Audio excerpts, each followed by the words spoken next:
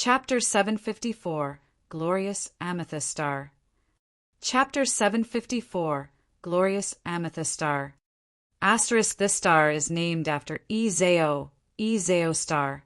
Ezeo means glorious amethyst, so I translated it literally, TL. The solar star exploding fragment field. A tiger shark war chariot roared, flashed, and disappeared into the dark, cold universe. Shi Yan and Princess Zi Yao were standing on the chariot, watching the immense star sea.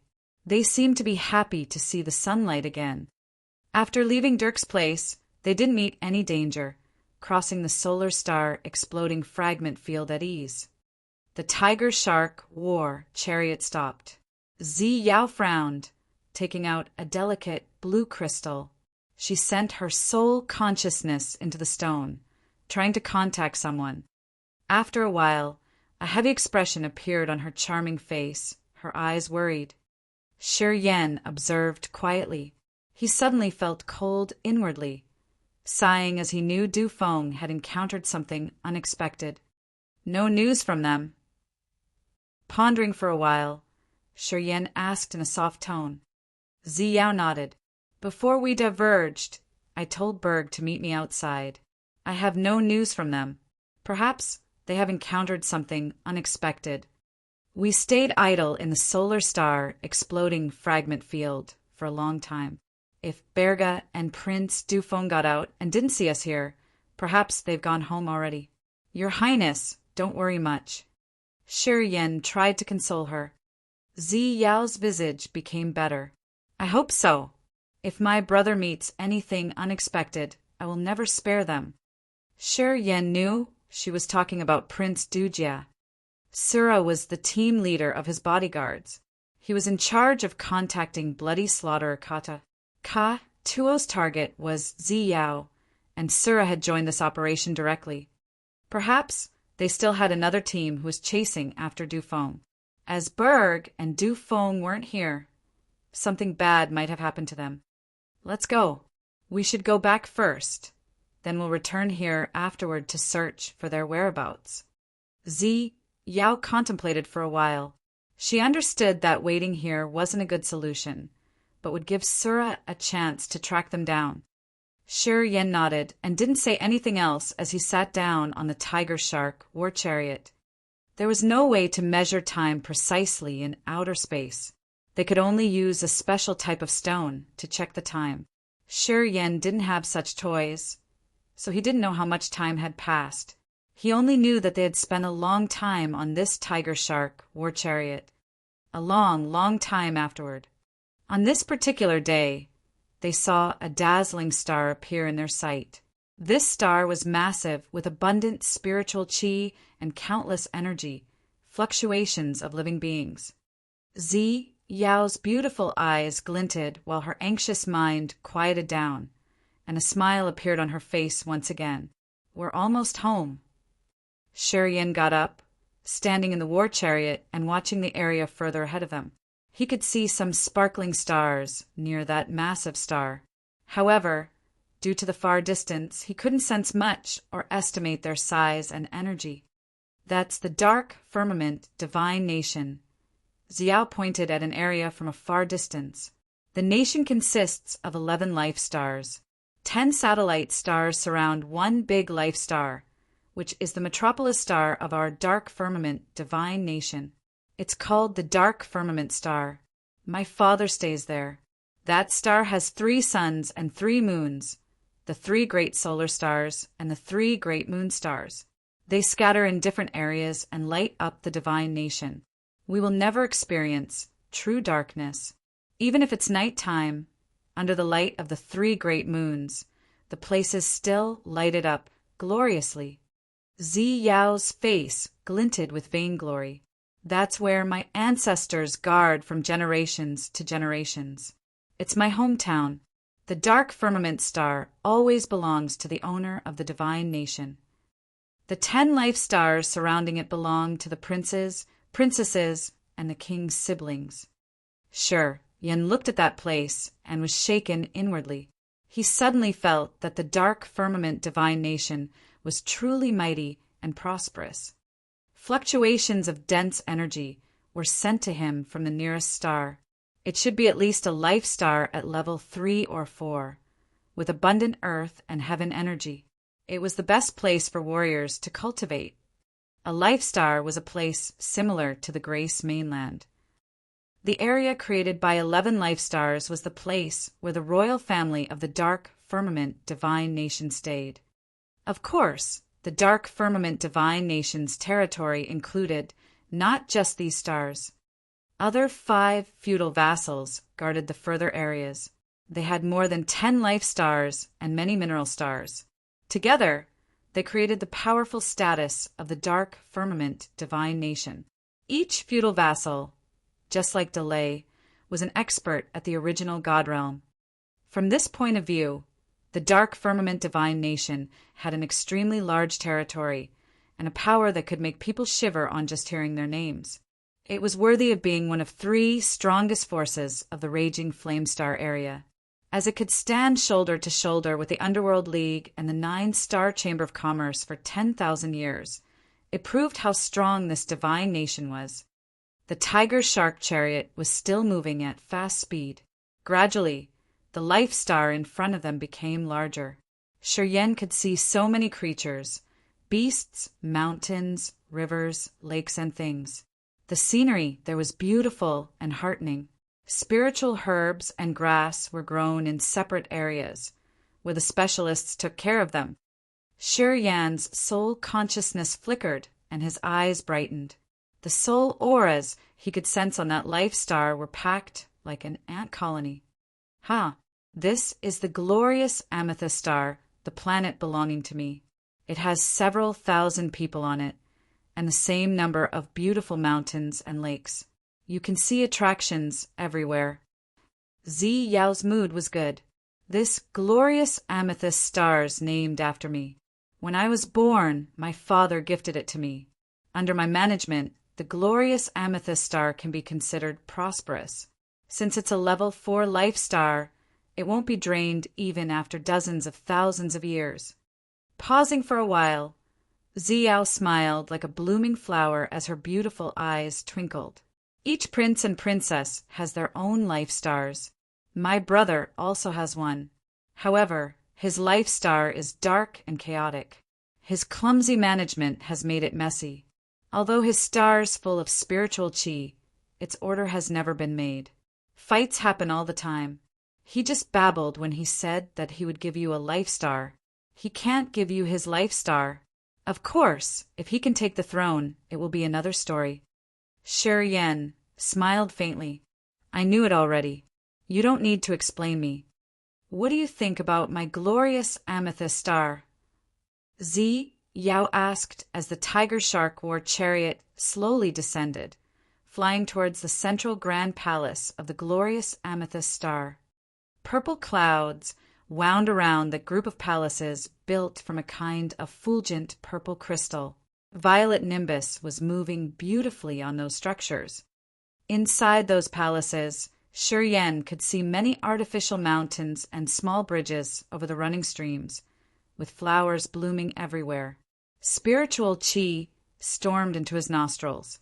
At first glance, this place was both luxurious and dreamy like a fairyland, which could calm people's soul, making them forget all their sorrows. Shiryen surveyed and watched the magnificent scenery. Many different-raced warriors were busying themselves inside and outside the palaces. They were harvesting herbs, feeding spiritual animals, cultivating or refining medicines and weapons. Everybody was working orderly. It seemed Zi Yao had sent them her message. Many warriors were waiting for her solemnly on a massive platform in the central palace. They faced up the sky, waiting in silence. Around 20-some King God Realm warriors, 100 true God Realm warriors, and almost 1,000 Sky Realm warriors were scattered on that massive, tall platform. Some of them stooped, while some kneeled down or bowed on the ground, waiting for their master to come home. Seeing their grand, welcoming ceremony, Shiryen suddenly had a complicated feeling.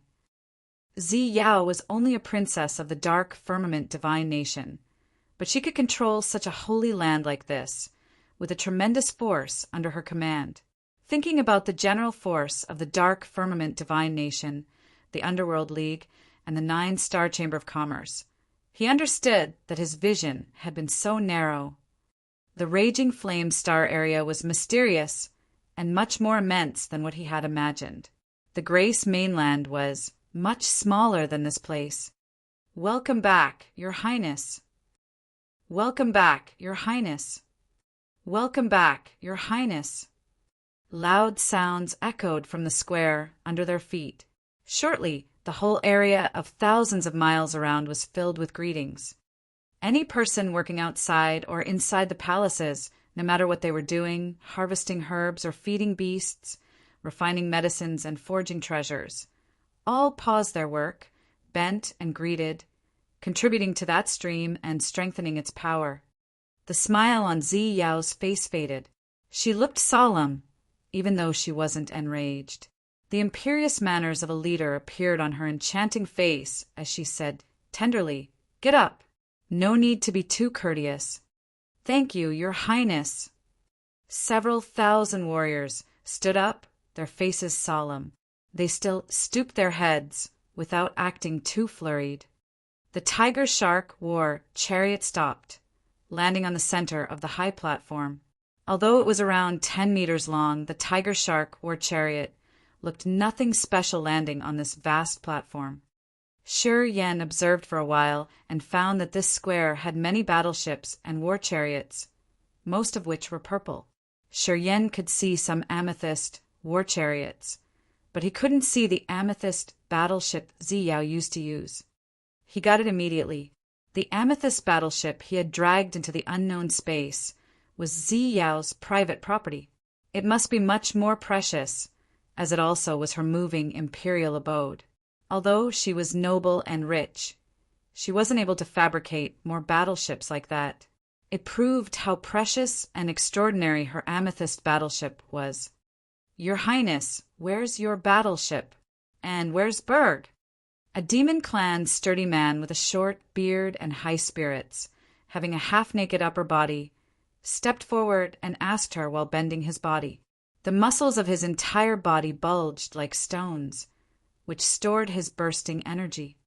Zi Yao discolored as her eyes glinted with a gleam of fear. "Berg hasn't come back." "Berg and Antrim, didn't they go with you?" That sturdy man seemed to be astounded. Shi Yan sighed inwardly. He shook his head, as he understood that something had happened to Berg and Dufeng. Zi Yao's voice trembled. "No message from them? How about my brother? Did you hear anything about Prince Dufeng?" "Prince Dufeng's subordinates have come here and asked for him several times. They are searching for him too." The sturdy man changed his visage. "The prince hasn't come back yet. Since the last time he went out, we haven't heard from him." Zi Yao's heart sank to the bottom of the abyss. Chill covered her entire body as she stood in a daze. People didn't dare to even breathe loudly. They all understood that something had happened. They were all grim. The entire glorious amethyst star seemed to be overcast by invisible dark clouds. Shi Yan frowned as his line of sight raked through those people. He suddenly recognized that perhaps Dufeng and the others would never appear again. Chapter 755, Source of Upanishad Inheritance. Chapter 755, Source of Upanishad Inheritance. Getting no news about Prince Dufeng and Berg, Xiao became dispirited. She first asked about the general condition of the glorious amethyst star and solved some minor problems. After that, she took Shi Yan to the Purple Palace. Along their way, many warriors bent on one knee to show their respect for her. Several thousand warriors followed her just like the cortege of a goddess, sending her to her amethyst palace. Shi Yan didn't say anything, just following her. However, he didn't bend his body or stoop his head. He was obviously different from the other warriors. Many warriors of Zi Yao's retinue were assessing him discreetly with complicated eyes, as they didn't know his identity. When they knew that Shi Yan was also one of the princess's retinue, They were surprised and frightened inwardly. Princess Ziyao was a noblewoman in the dark firmament, divine nation. She had countless members of her retinue, and even the king god realm warriors had to bow to her. Sure, Yen was just at the third sky of true god realm. According to common sense, he wasn't worth her special treatment. Anyway, after they had observed for a while, they found that the way Ziyao treated Sure Yen was different. This made many people jealous of him, generating some thoughts in their heads. Who was this kid? What talents did he have? What did he have at the true god realm that your highness had appreciated? They were thinking about him, secretly. Sure, Yen didn't care about them. He just kept silent and followed Ziyao to her amethyst palace. You guys can leave. When you have Du Feng or Berg's news, report to me immediately. Ziyao waved her hand tiredly. Pay attention and watch out carefully for me. Brief the situation of the divine nation for me. Many warriors nodded, bent their bodies, and stepped backward. Sure Yen, you choose a room to rest in the Amethyst Palace. We have the training room, the Upanishad Hall, and the warehouse that stores all kinds of materials. If you need, just take them. I can also give you my personal collection of materials. Ziyao pondered for a while. You and I have experienced struggles together. At the most critical time, you've shouldered my burden in the battles. You're different from the others. To be honest, when we entered the Forbidden Land, I didn't consider you my cortege. I've considered you my friend. I hope you would treat me the same. Sure, Yen let out a tender laugh as he nodded his head. Thank you for appreciating me, Your Highness. You shouldn't put on this face. I know you have all sorts of airs and graces and many secrets. However, you're not familiar with the Raging Flame Star area yet. This area is too complicated. I believe you will have an immeasurable future. However, your realm's still pretty low at this moment. There are any things you can help me out with. Ziyao rolled her eyes at him. I know you don't respect me wholeheartedly. No problem. The sort of a man like you will never want to be under the other's commands. I understand it. Sure Yen gave a wry smile. I don't. I always think for you. Don't lie. It's not what you mean with your heart, Ziyao harumphed. I want to take a good rest this time and gather myself. You should take care of yourself. Take this jade token. You can freely walk around in the Amethyst Palace. In my glorious amethyst star, this token represents me. No one will dare to do anything to you. Thank you, Your Highness. Sure Yen took the jade token and wore it on his belt. Waving her hand, Ziyao urged him. Go away. The Amethyst Palace is 300 meters tall. Each level has private training areas. You can choose wherever you want to stay. The jade token also shows the locations of the training rooms, the Upanishad Hall, and the material storage. Do whatever you want. Yeah, since you told me that you're a blacksmith, I won't give you weapons. You can forge your own ones. You also have heaven flames, which would make your weapons more suitable for you. My storage has a lot of materials, which are all rare things in the Raging Flame Star area. I have a lot of skeletons of level 10 beasts, similar to the material you had made your bone thorns with. Do what you want. Sure Yan's eyes sparkled as he slightly bent his body for the first time to talk to the princess. Thank you. This time he was more sincere. Level 11 beasts could be compared to original god realm warriors. Their bones were extraordinarily rigid, which were the top quality materials to make weapons. Monster clans members at this level had long left the Grace mainland to the foreign lands. Sure Yen had never seen beasts at such level before. The bone thorns made of the bones of a level 10 beast were already intimidating. With space power added to the bone thorns, Sure Yen could control them as he pleased. He had planned to quench them one more time. That was why he wanted to take the vermilion bird's skeleton that much. The vermilion bird was also a beast. Sure Yen had assumed that this beast was at least at level 11 or even level 12. However, Since the vermilion bird true flame was so persistent, he couldn't do anything but give it up. Of course, if the vermilion bird had reached level 12, he could hardly refine that bird's skeleton. It would be already tough for him to forge the skeleton of a level 11 beast. Yao advised a bit more and then left. Her figure flashed, then disappeared into the Amethyst Palace. Sure, Yen didn't know where she had gone. Sure, Yen stood still and didn't hasten to leave yet. His fingers rubbed the jade token, releasing a flow of soul consciousness while moving inside the jade token. This jade token was a small model of the Amethyst Palace. As its restriction was lifted, Shi Yan could use the jade token to see the structure and the arrangement of different secret chambers in this palace, which floors were suitable to rest, which were the training rooms, and where the Upanishad Hall was, the jade token showed them all. Shi Yan was curious about the Upanishad Hall the most.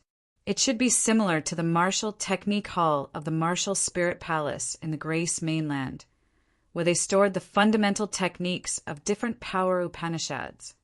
After Yao had left, Shi Yan considered for a while and then followed the map inside the jade token to find the Upanishad Hall in the Amethyst Palace. It was a spacious room, around 1,000 square meters in area, built from amethyst. A giant ancient tree, which was refined from 5 colored crystals, stood in the middle of this large room. This big tree didn't have leaves but crystal clear branches, which was pretty similar to the essence Qi ancient tree in his body. That ancient tree was the source of Upanishad inheritance, where countless magical power Upanishads were stored. Warriors could get in there to receive a new power Upanishad. Of course, in many other Upanishad halls, it wasn't always in the shape of a tree. For example, the Corpse clan would make their source of Upanishad inheritance with the shape of a tombstone. The other clans would make it look like a mountain range, the ocean, or even the soul altar. The source of Upanishad inheritance had so many shapes, but they shared the same name and the same functions, which was to help warriors receive the power Upanishad. People had used a magical way to imprint different Upanishad into the source of Upanishad inheritance. When they had new Upanishad, they could always add them all together. The source of Upanishad inheritance was really precious, and only the strongest forces could have them. Eyeing the tree-shaped source of Upanishad inheritance, Shi Yan kept silent. Afterward, he beamed a faint smile. He suddenly got it that the 7 statues of Demogorgon in the first demon area in the Grace Mainland were also a source of Upanishad inheritance. However, it was a low-level one since it had only the martial techniques, but not the fundamental elements of the martial techniques, the power Upanishads. The source of Upanishad inheritance in this place was much better.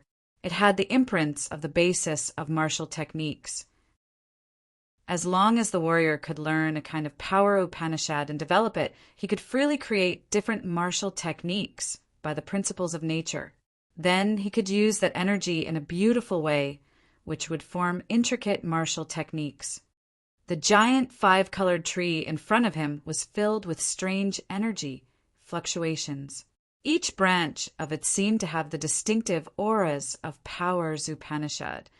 Shi Yan released his soul consciousness, making his soul change miraculously and constantly. He then tried to touch the source of Upanishad inheritance. The jade token on his waist suddenly sparkled, and a feeble beam of purple light shot towards the source of Upanishad inheritance in front of his eyes. In the next moment, the barrier on the source of Upanishad inheritance was lifted up. Shi Yan's soul consciousness seized the chance and flooded in. This source of Upanishad inheritance had a tree shape with many branches, which stored different power Upanishads. Shi Yan could see the power Upanishad of metal, wood, water, fire, earth, thunder, storm, hypnotizing, light and gravity, etc. Countless different power Upanishads were imprinted in the source of Upanishad inheritance. Each branch had the basic techniques for beginners. Of course, the source of Upanishad inheritance wasn't really omnipotent. The Upanishad it showed was just the fundamental rules and principles of power. Even if a warrior could know them, it didn't mean that he could really cultivate the power and create a power Upanishad tier in his soul altar. Only after truly understanding the essence of the primary power Upanishad and continuing to cultivate and study it would a warrior actually cross the threshold and create the seal of Upanishad in his soul. Normally, a warrior wouldn't cultivate many different types of power Upanishads. Studying one power Upanishad ascetically was enough to consume the whole life effort of a warrior. When a warrior began to cultivate a power Upanishad, he would encounter so many obstacles. The meanings of a power Upanishad were tedious, as if they would never be completely comprehended. And even if a warrior spent his whole life to cultivate a power Upanishad, it wasn't guaranteed that he could make it to the peak. Even if one were a smart and patient expert, he would only cultivate 2 or 3 powers Upanishad. Moreover, he would choose the powers Upanishad with something in common to save time and create more effects. Only morons would try to study many power Upanishad at once. If he did that, he would never cross the threshold, let alone create a sea of Upanishad in his God soul. Basically, he couldn't create the soul altar to break through to a more profound realm. Without crossing the threshold and cultivating it to a certain depth, a warrior could never bring out the best of his power Upanishad. A warrior's efforts were limited, and the power Upanishad was always too profound. A warrior should normally cultivate only one kind of power Upanishad in his life, which was the correct way and the practicing principle of most of the experts in the Raging Flame Star area.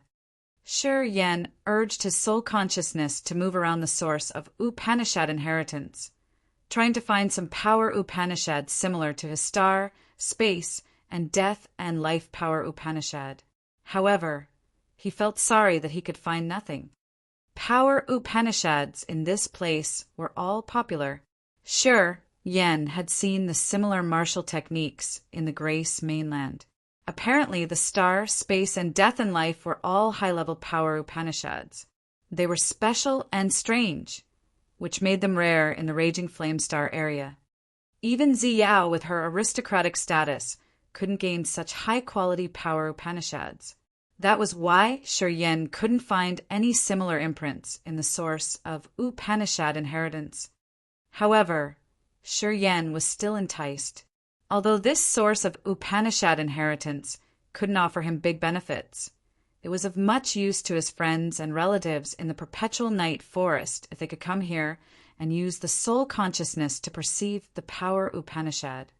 Shi Yan sank into his thoughts while gazing at the source of Upanishad inheritance for a while. Afterward, he left to the material storage to find the suitable bones for his bone thorns.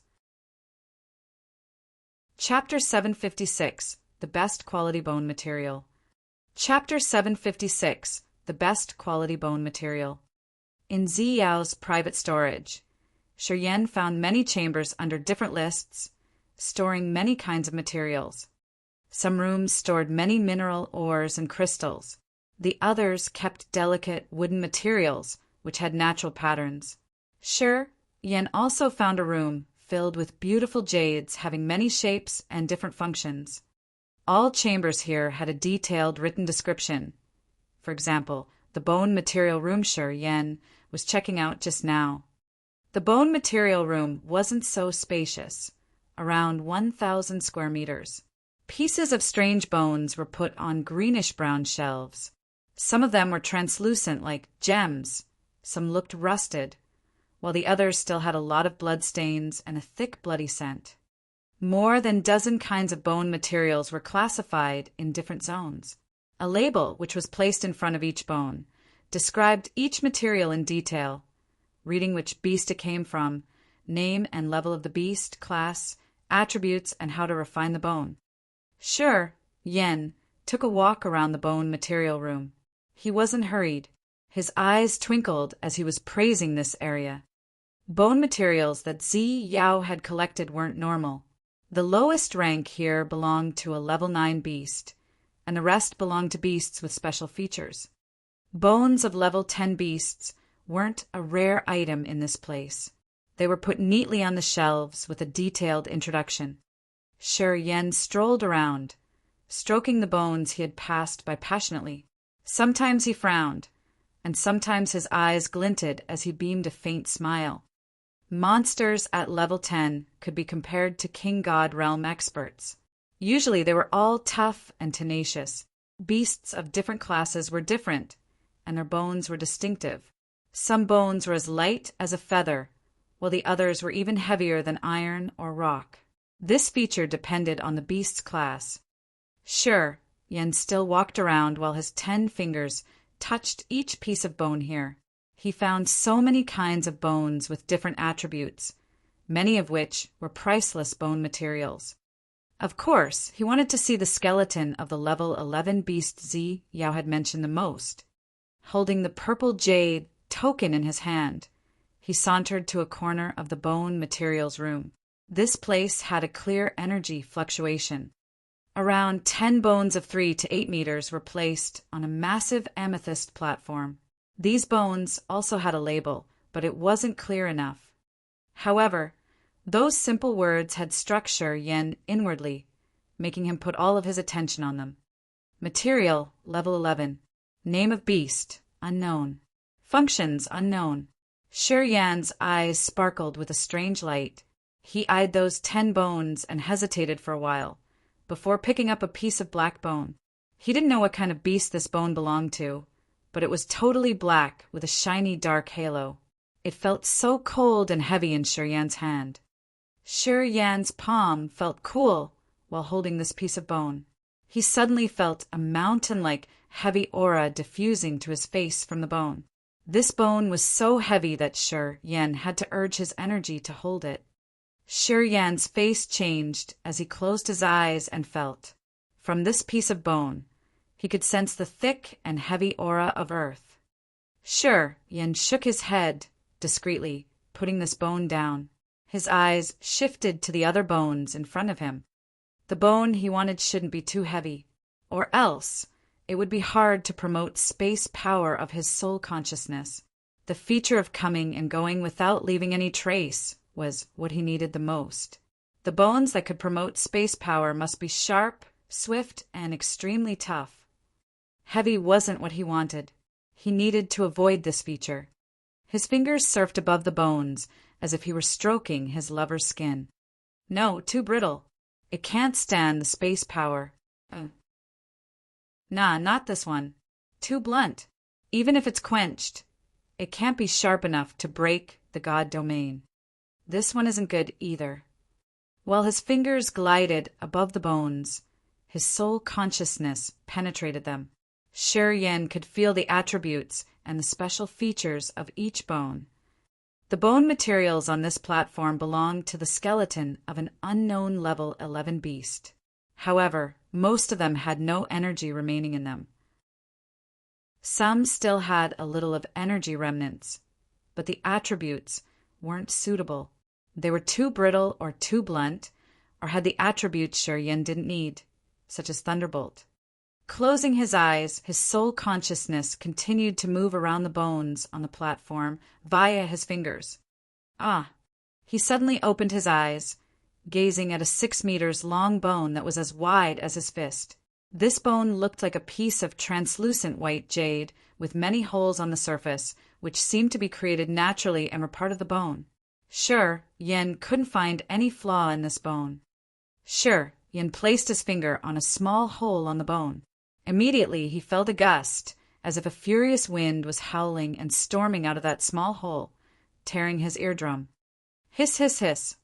From the finger placed on the tiny hole, the hissing wind stormed into his soul. It felt like it was a real wind cutting his skin. Shi Yan was shaken inwardly. He stooped, studying the bone while his eyes brightened. After a while, he laughed happily. Tough, sharp, and belongs to a wind-class beast. Also has some remaining energy that I can use. Top-quality bone material. Swoosh! The 6 meters long bone flew up, slowly landing on his finger, floating in front of him. The vermilion bird, true flame, flew out from his soul altar. Under his thought, it turned into a flaming fluid ring enveloping the bone. Shi Yan's face was filled with smiles. You refine it and extract all the impurities. I'm going to choose the auxiliary materials to increase its sharpness, flexibility, and speed. He left the bone and the vermilion bird, true flame in the room, then flew toward Ziyao's private material chambers. He busied himself in raking up Ziyao's materials to choose the suitable materials to increase the bone's attributes and power. Disaster suddenly fell on the cultivating materials Yao had been collecting for years. The chambers that stored materials became a mess after Shi Yan's visit. To gather the auxiliary materials quickly, Shi Yan moved like a tornado sweeping through the storage. Whenever he found a good item, he picked it up, gave it an examination, and put it directly into his storage ring. His operation was like a hungry wolf snatching its prey, searching and taking. Finally, he had even affected Ziyao, who was taking rest in her private amethyst palace. A delicate, 5-colored formation in the jade chamber glistened. In the next moment, a charming figure appeared inside the divine light. Princess Ziyao was wearing a purple dress, her eyes gloomy. She weakly walked out of the formation inaudibly. The man who was rummaging pieces of jade and gem hadn't recognized her as he was still searching. He even mumbled to himself, "Wind attribute. Better to be wind attribute. No, not this one. Oh, sh*t. Not this one either." Ziyao frowned her bold brows. She was a little bit angry, staring at his back for a while. Afterward, seeing the man was not stopping his deed, she couldn't help but shout, "Do you want to destroy my material chambers?" Shi Yan's back suddenly got upright. He suddenly turned around, throwing her a glance and smiling brightly. "No, I don't." Regarding her for a second, he turned around and continued his business of collecting materials. He ignored Ziyao one more time. After a while, he craned his head from the mess of jades and gems. His eyes looked happy, as if he had found something good eventually. "Your territory is so good. Thanks a ton for your favor, Your Highness. I think I can refine my bone thorns now." Then he nodded, and a wind passed by Ziyao as he rushed to the bone materials room. Princess Ziyao's face grimaced. She was angry as the other had ignored her completely. She gritted her teeth and then walked to the bone material room. A red-orange flame covered a 6 meters long crystal bone. From time to time, the crystal bone would drop some drops of brownish-gray viscous fluid. Those were the melted impurities inside the bone. As the bone was being refined by the vermilion bird True Flame, wind would sometimes hiss through the tiny holes on the bone. Gradually, the bone became scarlet and angular like a sharp spear. Shi Yan hadn't realized that she had come too. His face was serious, while beautiful gems and strange stones flew out of his sparkling storage ring. An energy then guided them towards the bone. The vermilion bird, True Flame, burst out its energy, and a red-orange flame covered those precious jades and gems, starting to refine them. Shi Yan was serious as he sat down cross-legged right in front of Princess Yao. His soul altar started to rotate while his hands were constantly making magical hand seals and formations. Energy under formations and seal forms struck the bone. Shi Yan touched his glabella, a flow of flaming energy, carrying the sun original essence, aura, poured into the bone like a bunch of light. It then entered the bone through the tiny holes on its surface. Shi Yan closed his eyes, while his hands started to move and carve the formations swiftly and unconsciously. Fine space lights appeared and sizzled. Under the support of some mysterious energy, they poured into the bone and then strongly changed its structure. Hundreds of hand seals and formations entered the bone like fading shadows. The bone suddenly emitted an earth-shaking whistle. The strong wind howled through the small holes in the bones. The beautiful jades and strange gems were all melted into a magical fluid. Shi Yan's miraculous hand seals and formations sank into this fluid, and then they all merged with the strange energy inside the bone, increasing its power and ability. Princess Ziyao was dizzy and astounded on watching Shi Yan refining the bone. After a long time, her beautiful eyes glistered as she muttered, "He's really a blacksmith. From his bearings, I think his grade isn't low either." A flame was burning on the bone, turning it into a scarlet hue as if it were heating up well. Magical hand seals and formation suddenly disappeared, and the tiny holes on the bone cracked, turning into narrow slits. It seemed the bone was crushed and rebuilt. Those slits appeared as if it had suffered from sharp slashes or chops. However, on a closer look, it was visible that each eyelet and slit had stored an extremely sharp space energy, which was like a wind blade that could cut and crush everything. Chapter 757, Refine Divine Weapon. Chapter 757, Refine Divine Weapon. The wind howled ear-piercingly, tearing the air inside the bone material room. It was like a sharp weapon was prickling people's eardrums, making the soul twinge as if it was pierced by a needle. The bone thorn wasn't visible in the bone material room, but it was howling fiercely. Also, there was no strange energy surging. The wind howl seemed to hide in space slits, making it hard to detect. Shi Yan squinted. His aura was cold, sharp, and wicked, just like a spear, giving people a weird feeling. The vermilion bird, true flame, got back to Shi Yan's soul altar. The ground in front of him was full of black and gray viscous substance, the contaminants extracted from the bone thorns. The wind wailed unceasingly, crying in the bone material room. This eardrum-tearing sound discolored Ziyao, although she had urged her soul fluctuation as a third sky of king god realm warrior rippling around the room. She couldn't find the bone thorns. The howling didn't stop. She was sure that the bone thorns were still in this bone material room, yet she couldn't sense or lock them, or find their whereabouts. This was evilly strange. With her king god realm cultivation base, she couldn't detect the bone thorns Shi Yan had refined and controlled. It was not normal at all. Also, it made her have a higher valuation of Shi Yan's blacksmithing techniques. The howls stopped all of a sudden. 3 crystal clear bone thorns appeared, each being 2 meters long with 2 pointy ends like 2 spears connected to each other. The bone thorns had so many fine slits on their bodies, as if they were made by slashes of a sharp weapon. At first glance, these 3 bone thorns looked like trash. However, with a closer look and the soul to sense, sharp energy of space could be detected from those fine cracks. Carving space power Upanishad on the bone thorns was a strange but excellent technique, which made Ziyao interested in these 3 bone thorns. She wanted to know which grade they were at. So, she waved her exquisite, small hand in the air, drawing something to open a restriction.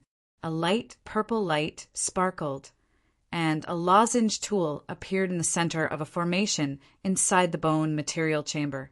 Ziyao smiled, walking towards the tool and talking to Shi Yan. This tool ranking stone can grade the quality of your 3 bone thorns. Want to try? Shi Yan agreed, frankly. The 3 bone thorns reappeared, hovering next to the thing called the tool ranking stone. Countless glorious energy filaments extended from inside the lozenge tool. They shone on the 3 bone thorns like tentacles, as if they were measuring and verifying their quality. What kind of a criteria does this tool use? From a distance, Shi Yan glared at the thing with astonishment. Of course, it will check the tool's flexibility, sharpness, endurance, bearing capacity, etc. If your weapon has a spirit, it'll measure the weapon's spirit's grade. Also, it will check the combination of materials and level of impurities or contaminants. There's so many criteria to evaluate.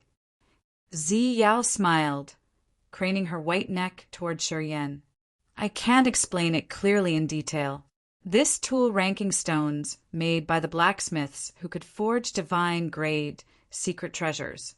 I don't know their criteria clearly. Anyway, it couldn't be wrong.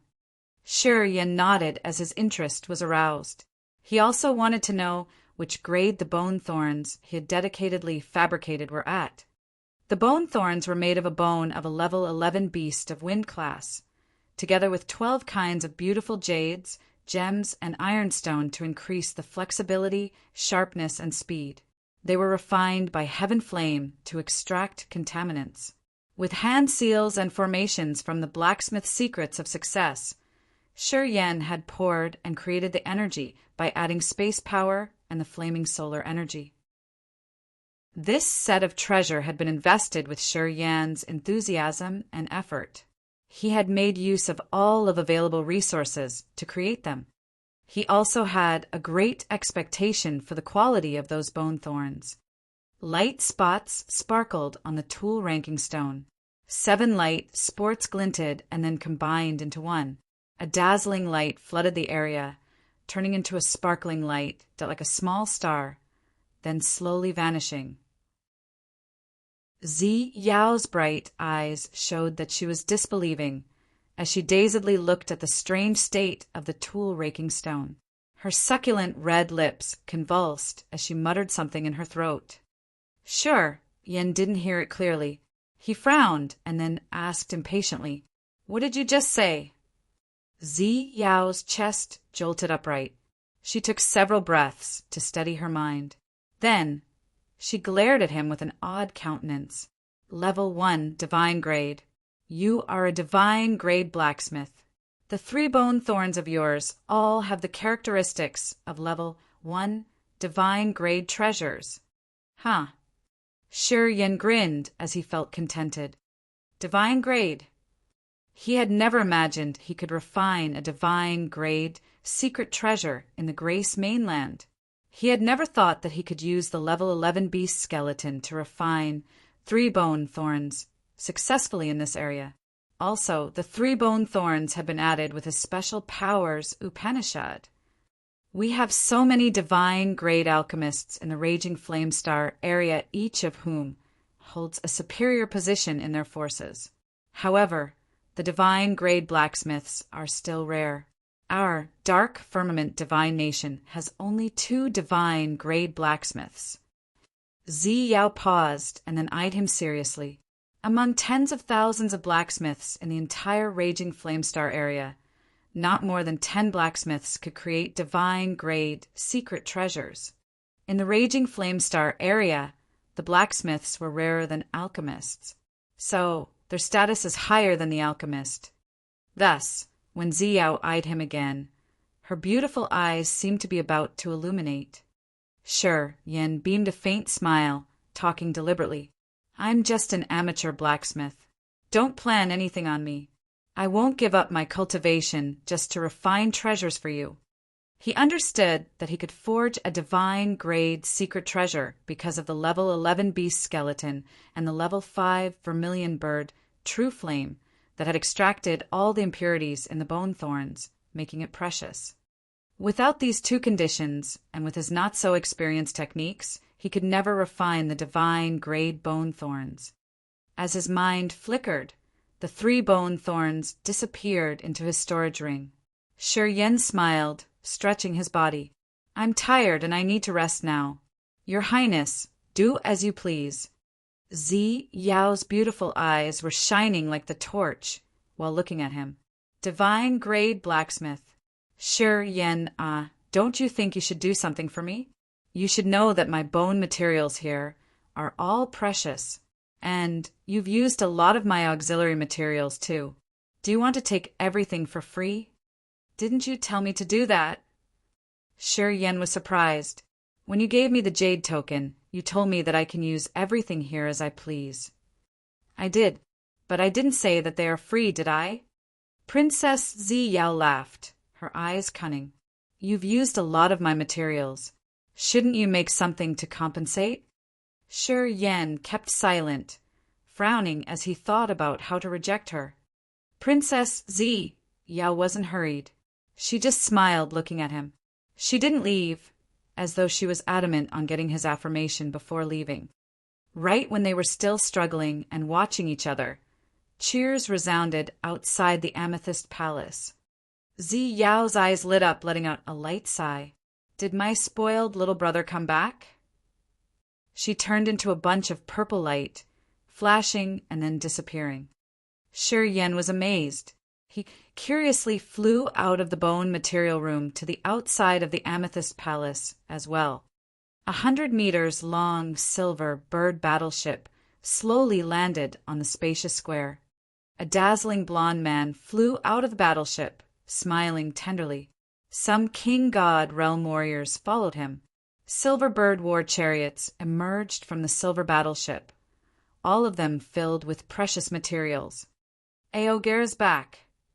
Hey, it's Aogera. Many warriors staying in the glorious amethyst star got out of their places, cheerily screaming from a far distance. That handsome blond man was brawny with a shining smile. He continually nodded his head to greet the other warriors. Seemed like he was pretty familiar with them. When Princess Zi Yao got out of her palace, she also went to welcome the handsome man called Aogera. As he saw her, his eyes didn't lay on anyone else. He strode towards her, kneeled down on one knee while talking to her like the most humble knight.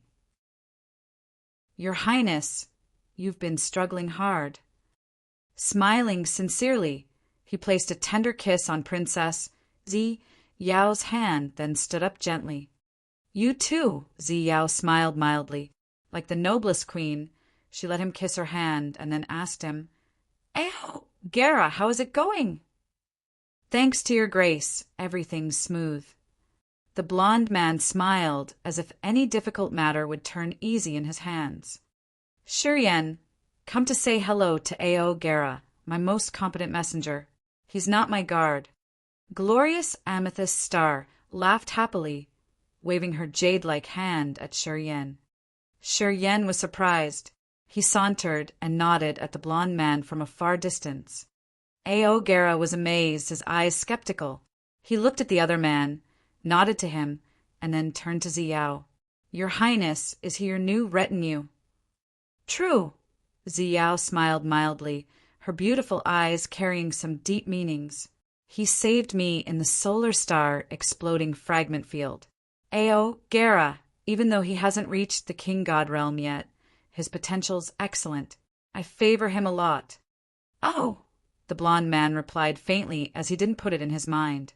He hesitated a while before lowering his voice. Your Highness, I got something I want to report you privately about Prince Dufeng. Zi Yao trembled in fright. Follow me. Her figure flashed like an electric wisp, flying directly into the Amethyst Palace. Aogera followed her. Shi Yan stood at his spot, his face unchanged. He looked at the materials on the war chariots and the other warriors following Aogera. He was surprised inwardly. Among those King God Realm warriors, there was one at the third sky of King God Realm. He was a dangerous member of this team. All members of his crew, including that man, looked at Aogera with respect and support. It seemed like Aogera was their true master and not Zi Yao. Aogera was at the second sky of King God Realm, one rank lower than Zi Yao. He was considered one of the retinues of Zi Yao. In other words, his status was like Shi Yan's. But why could he have his own organization? Shi Yan couldn't guess anything, so he discreetly became more cautious. He vaguely felt that the man called Aogera didn't look at him with a friendly attitude. It seemed he was trying to conceal his murderous aura. Suddenly, Shi Yan understood that Aogera had soon known about him and every operation of his from the time he had arrived in the glorious Amethyst Star. However, this man was trying to hide things and ignore him. Shi Yan suddenly understood and couldn't help but beam a forced smile, shaking his head begrudgingly. Chapter 758 Heaven Flames Ascension. Chapter 758 Heaven Flames Ascension. Although he was Princess Ziyao's escort, Ao Gera seemed to have a high status and position. He had his own cortege, and he seemed to be the other master of the glorious amethyst star. His subordinates were managing people to transport the materials from the flying bird war chariots. They even shouted at the onlookers to ask them to give a hand. Those who were called didn't resist. Quite the contrary, they looked happy working for the warriors under Ao Gera's commands. They unloaded the materials and transported them to many places. Princess Ziyao and Ao Gera had left to the Amethyst Palace to talk about issues related to Dufeng and Berg. Shi Yan observed for a while, then beamed a forced smile as he got it eventually. Shi Yan didn't return to the Amethyst Palace, leaving this place alone. He had been to the glorious Amethyst Star for a while, but he had always stayed inside the Amethyst Palace and never got out or talked with Princess Ziyao's underlings. That was why he didn't have a clue about Ao Gera's position and status. Shi Yan understood that he had been staying in a bit too much, so he wanted to walk around to check the situation of the glorious Amethyst Star. He should better have more knowledge of this area, as it would help him a lot later. Glorious Amethyst Star was a continent. Although it wasn't as vast as the Grace mainland, his soul consciousness couldn't cover it all. This place was filled with heaven and earth energy, many spiritual animals and rare flora. All of those belonged to Princess Ziyao of the Dark Firmament Divine Nation, the owner of this beautiful planet. Shi Yan left that group of palaces, seeing the amethyst token on his waist. The guards moving back and forth slightly bent their bodies to greet him on the way. People holding the amethyst token could visit anywhere in the Amethyst Palace, as they were the distinguished guests of the glorious Amethyst Star. They could go anywhere without having any restrictions. With the token, his trip was smooth. He soared up into the sky, flying above the glorious Amethyst Star. Looking at the sky with 3 dazzling suns and immersing himself in the sunlight, Shi Yan felt more comfortable and relaxed. His mind flickered, and the 3 bone thorns roared, flying towards the mountain range, disappearing shortly. Ear-piercing screams echoed from the center of the mountain ranges. Many spiritual animals had to hide in fright. The bone thorns were like invisible sharp weapons swaying in the mountains. People could only hear the wind hissing, but not find out their whereabouts. Shortly, Shi Yan was floating in the air, while his eyes sparkled with a fiercely cold light. PFFF. A verdant mountain flank in front of him suddenly had a fist-sized hole. It looked so deep that he couldn't even see the bottom. His eyes glued to the hole. Shi Yan squinted to sense with a grin. 3 blazing bunches of light abruptly illuminated. 3 crystal, clear bone thorns were floating in front of him steadily. Silver light radiated from them, full of magical energy, fluctuations. Shi Yan waved his hand, and the 3 bone thorns disappeared. Shi Yan was satisfied, smiling as he flew forward once again. After the bone thorns were quenched, their endurance and sharpness became extraordinary. With the energy of Shi Yan's soul consciousness, he could use the bone thorns to use his space power. The bone thorns could hide in space slits to avoid being detected by the opponent's soul consciousness. These 3 bone thorns would be sharp weapons in his hand, which could perform tremendously in a life and death battle. With high spirit, he flew through the mountains, lakes, and forests. After several hundred miles, he glided through a vast area of so many cities. Most of the residents of those cities were ordinary people with different races. Shi Yan could sense some warriors, but their realms weren't so high. Strongest warriors would wear purple clothes. Apparently, they were under Princess Ziyao's management. On behalf of her, they would control those cities. Most of the cities there looked like the Sky Meteor City in the Quiet Cloud Land or the wonderful Stone City in the Divine Great Land. Each city would have a city master to manage the entire operations of the city. All the city masters were Zi Yao's subordinates. They would help her find the potential warriors in the city to nurture them, which could help her in the future. Taxes would be submitted on time, turning into Zi Yao's properties. Shi got there, walking through the cities. He had put the token away so that nobody would notice him. Gliding above the cities, Shi found that the city masters of many cities in the glorious Amethyst Star were only at the true God realm. In some small cities, the city masters were only at the spirit realm or sky realm.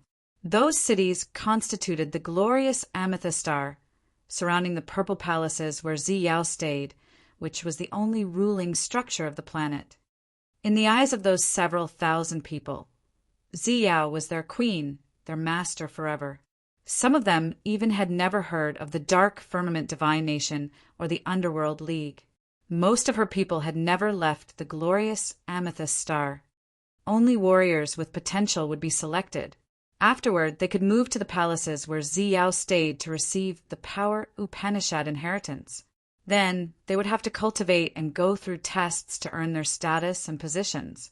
They could be Zi Yao's guards or workers at the herbal fields, or even take care of her spiritual animals. Zi Yao had many cities, but the heaven and earth energy in those cities weren't the same. Some were rich in energy, while many of them had thin layers of spiritual energy. Only where Zi Yao was staying had the thickest heaven and earth energy. After several days of staying in the glorious Amethyst Star, he had some understanding about this life star. Shi evaluated to plan where he should establish a city for his family and friends from the Grace mainland, so that they could stay and live happily. Different from the Grace mainland, members of different clans could live together in harmony here. They wouldn't be hostile toward the others due to racism, which could lead to a bloody battle where either of them had to die. Zi Yao had chosen the best subordinates. She didn't care about races, just their realms and competences, and how much they could support her. After several days of taking a tour around the glorious Amethyst Star, Shi had a deeper understanding of this life star. Through a true God realm city master, he got to know Ao Gera's identity. Ao Gera at the second sky of King God realm was the son of Ao La Dai, the blood sister of Ao Guduo, one of the 5 feudal vassals. Ao La Dai got married to a leader of a small force near the border of Ao Gu Duo's territory.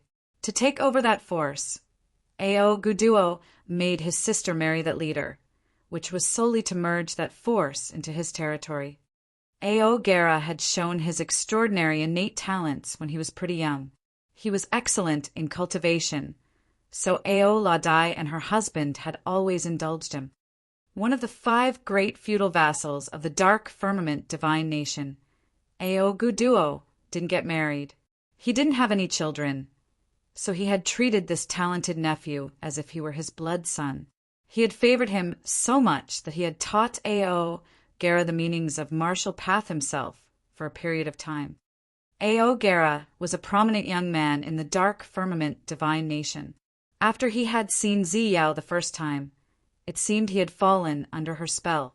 He decided to follow Zi Yao and pledged to protect her welfare and honor. When Ao Guduo and Ao La Dai found out about his decision, they had tried everything to oppose it. However, the young man was persistent. He had given up everything and moved to the glorious Amethyst Star alone, becoming Zi Yao's escort. Due to his special status, Zi Yao was proud and happy to have him as her retinue. She had always treated him well, considering him her friend. She even let him take care of many big cities on her planet. After Ao Gera followed Zi Yao, his realm had never been stagnant, but always advanced, which had cheered his uncle Ao Guduo a lot. Later on, he forgave the young man for his deed and sent the experts under his command to be Ao Gera's cortege. That was why Ao Gera was a special character of Zi Yao's cortege. His origin wasn't bad, and he also had a firm backup and his own organization. Due to his admiration for Zi Yao, he was willing to humble himself and become her escort. After Sher Yen knew of Ao Gera's identity, he was amazed, sighing with emotion for this man's deeds. He had an outstanding background, but he had given it up for Ziyao. He had harassed himself, being her guard. If this man didn't have a deep affection for her, he should have been a cunning, wicked man. No matter what kind of character this young man was, Sher Yen staying close to Ziyao in the Amethyst Palace would rouse his envy. That was why Ao Gera didn't give him a comfortable feeling when he looked at him. Sher Yen understood that if he were him, he would have been enraged too. Shaking his head begrudgingly, Sher Yen forced a smile while looking at the purple palaces and sighing. He pondered for a while, then returned to the place. A feeble flame arose in his sea of consciousness as a wonderful thought crossed his mind. Although he didn't change his speed, his focus was now on his sea of consciousness, on the heaven flame soul altar, the earth flame, the Een spirit ghost flame, and the corpse vanishing flame were sending out energy fluctuations. Their flames were flickering on the soul altar, as though they were about to wake up. Sher Yan's eyes lit up when they were in the solar star exploding fragment field. The earth flame was the first one who went dormant. While fighting against the vermilion bird, true flame, the Een spirit, ghost flame, and the corpse vanishing flame had absorbed a lot of the strange energy in that forbidden land. Afterward, these two flame quieted down as well. Today, it had been half a year since then, and these three heaven flames were about to wake up. He was a little bit excited. Sure, Yen pulled himself together and observed the situation. Not long after that, the earth flame boomed, releasing so many flames. It circled the soul altar and then stopped, sending him its thought. I've reached level 4. Sher Yen was astounded. That fast? The volcano crystal nucleus and the sun original essence are the best precious items for me to ascend. Having them, of course, I can leap up swiftly, the earth flame answered him cheerily. And me? The deep thought of the corpse vanishing flame slowly arose. I've reached level 3. The corpse chi there was abundant. I'm lucky to have broken through another level. Haha, I've reached level 5. I should have reached level 5 earlier, though. The Een spirit, ghost flame, was thrilled. This flame was the same as the vermilion bird, true flame. They were both at level 5, the highest ranked heaven flames among this group. The 9 serenities, soul-devouring flame, used to be at level 4. However, since it had been confined for so many years, it was degraded back to level 3. Contrary to it, the earth flame, the flame that gained intellect the last, had leaped from level 2 to level 4 thanks to its miraculous encounter. After that event, this flame had benefited the most. Feeling the joy of the heaven flames in his soul altar, Sher Yen also smiled while slowly flying toward the purple palaces, heading to the Amethyst Palace. Hi guys! GOS will go premium this April 11th. I hope that you guys can keep supporting me. Smiley. My new website, Sigma Novel. Com just launched 4 new novels a few days ago. I hope that you guys can support my website also. By the way, if GOS can make its way back to top 20, I'll release 5 extra chapters. Top 15 to 8 extra chapters. Top 10 to 7 extra chapters each week in 2 weeks. Chapter 759, The Purgatory Token. Chapter 759, The Purgatory Token. The Amethyst Palace was the symbol of the supreme power in the glorious amethyst star. It was also Ziyao's palace, where she resolved her business and cultivated. However, it was different today. 2 lines of guards were standing on both sides of the stairs in front of the Amethyst Palace. Behind them sat a third sky of King God Realm Warrior near the entrance. That warrior was Ao Gera's subordinate, who had just come back with him. Sure, Yen had seen him before. Sure, Yen frowned and then put on his usual countenance, walking towards the Amethyst Palace. Suddenly, 2 lines of guards standing solemnly on the steps stopped him with unfriendly faces, while one of them shouted, "Stop! These 2 lines of guards had 14 warriors in total. Each line had 7 guards holding long silver spears, sparkling sharply. 14 pairs of eyes shot towards Shi Yan with caution. Their spears shivered slightly, sending an extraordinary energy fluctuation. All of them were at the True God realm, with half at the peak of True God realm. Their auras were much more intimidating than his. Shi Yan changed his visage, then snorted and took out the jade token he was wearing on his belt. The princess gave me this jade token. She said that I could enter the Amethyst Palace freely. I've been away for several days, and this Amethyst Palace has had a new master now? As the guard saw the token, his face became strange. He didn't answer, but turned around, looking at the warriors standing behind them. The old man still closed his eyes as he slowly rose his indifferent voice. The princess has set off to Dark Firmament Star to find the king and ask for justice. Before she left, she had advised that when she's absent, Ao Gera will be in charge of the Amethyst Palace. Currently, Ao Gera's cultivating inside the Amethyst Palace. He doesn't want anybody to disturb him. He has advised that we can't let anybody enter the Amethyst Palace before he wakes up. With the jade token granted by the princess, I still can't go. Sure, Yin snorted with a cold face. Isn't it true that the princess words are the rules in the glorious Amethyst Star? Bull! The old man shouted. A sharp aura shot out from his body instantly, seeming like a sharp sword. His closed eyes slowly opened, gazing at Shi Yan furiously. Of course! Princess Zi Yao's the master of the glorious Amethyst Star. It will never change. However, the princess isn't here. She has told us that in her absence, Ao Gera shall be in charge. Today, Ao Gera's cultivating inside the Amethyst Palace, and no one is allowed to disturb him. It doesn't matter that you have the token or not. You are not allowed to get in. Otherwise, don't blame me. When this man was talking, his voice was amplified. Many warriors on the square could hear his voice, so they came close to observe. Many warriors from the other palaces walked out with frowning face. They came to check what was happening there. Not long afterward, the beefy demon clan's warrior whom Shi Yan had seen before walked out from a palace, still bearing his chest. He appeared and harumphed while walking towards Shi Yan shortly. He shouted mockingly at that man. Yuan, although our master isn't here, I think it's not your job to control everything, eh? Then, what is a major domo like me to do? The old man put on a serious countenance. I protect the Amethyst Palace for Ao Gera. It's to prevent some low-realm people from being crushed into powder by his god domain while he's cultivating. Then the old man closed his eyes again, as if he didn't want to talk much to the demon clan's brawny man. The major domo stood outside the Amethyst Palace, looking at the place with a dark face, as if he was releasing his energy to sense something. After a while, he knitted his brows and asked Shi Yan, "Did you put anything in there?" "No."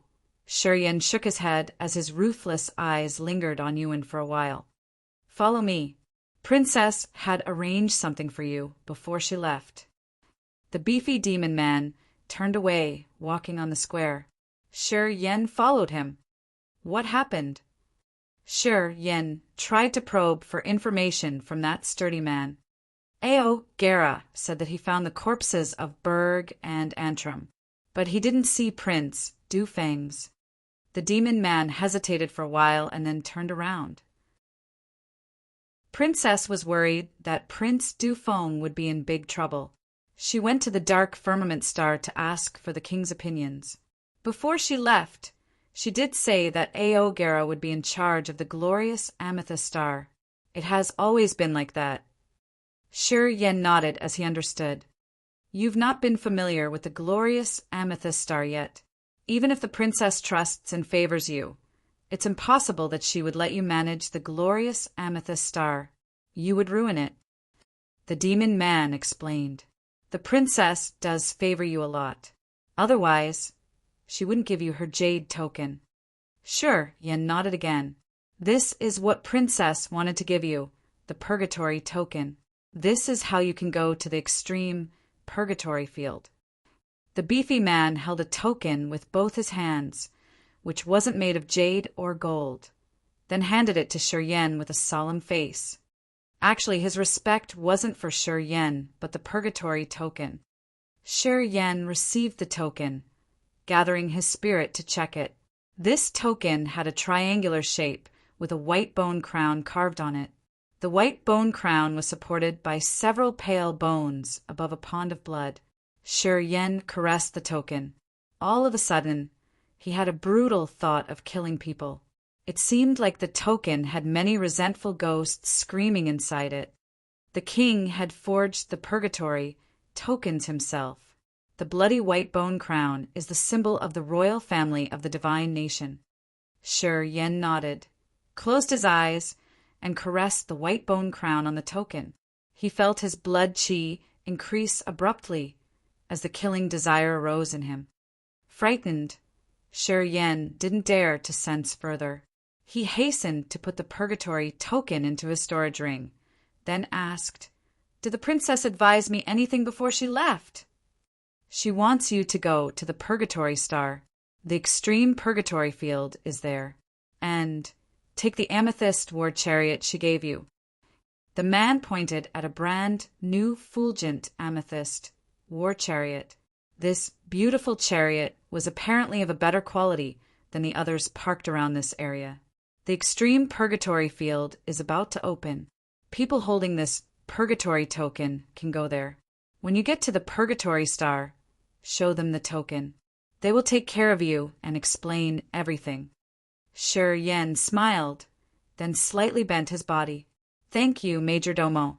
What's your name?" "Ai Fu La." The demon man hesitated for a while and then beamed a bright smile, telling his name. His eyes rolled as he was considering something.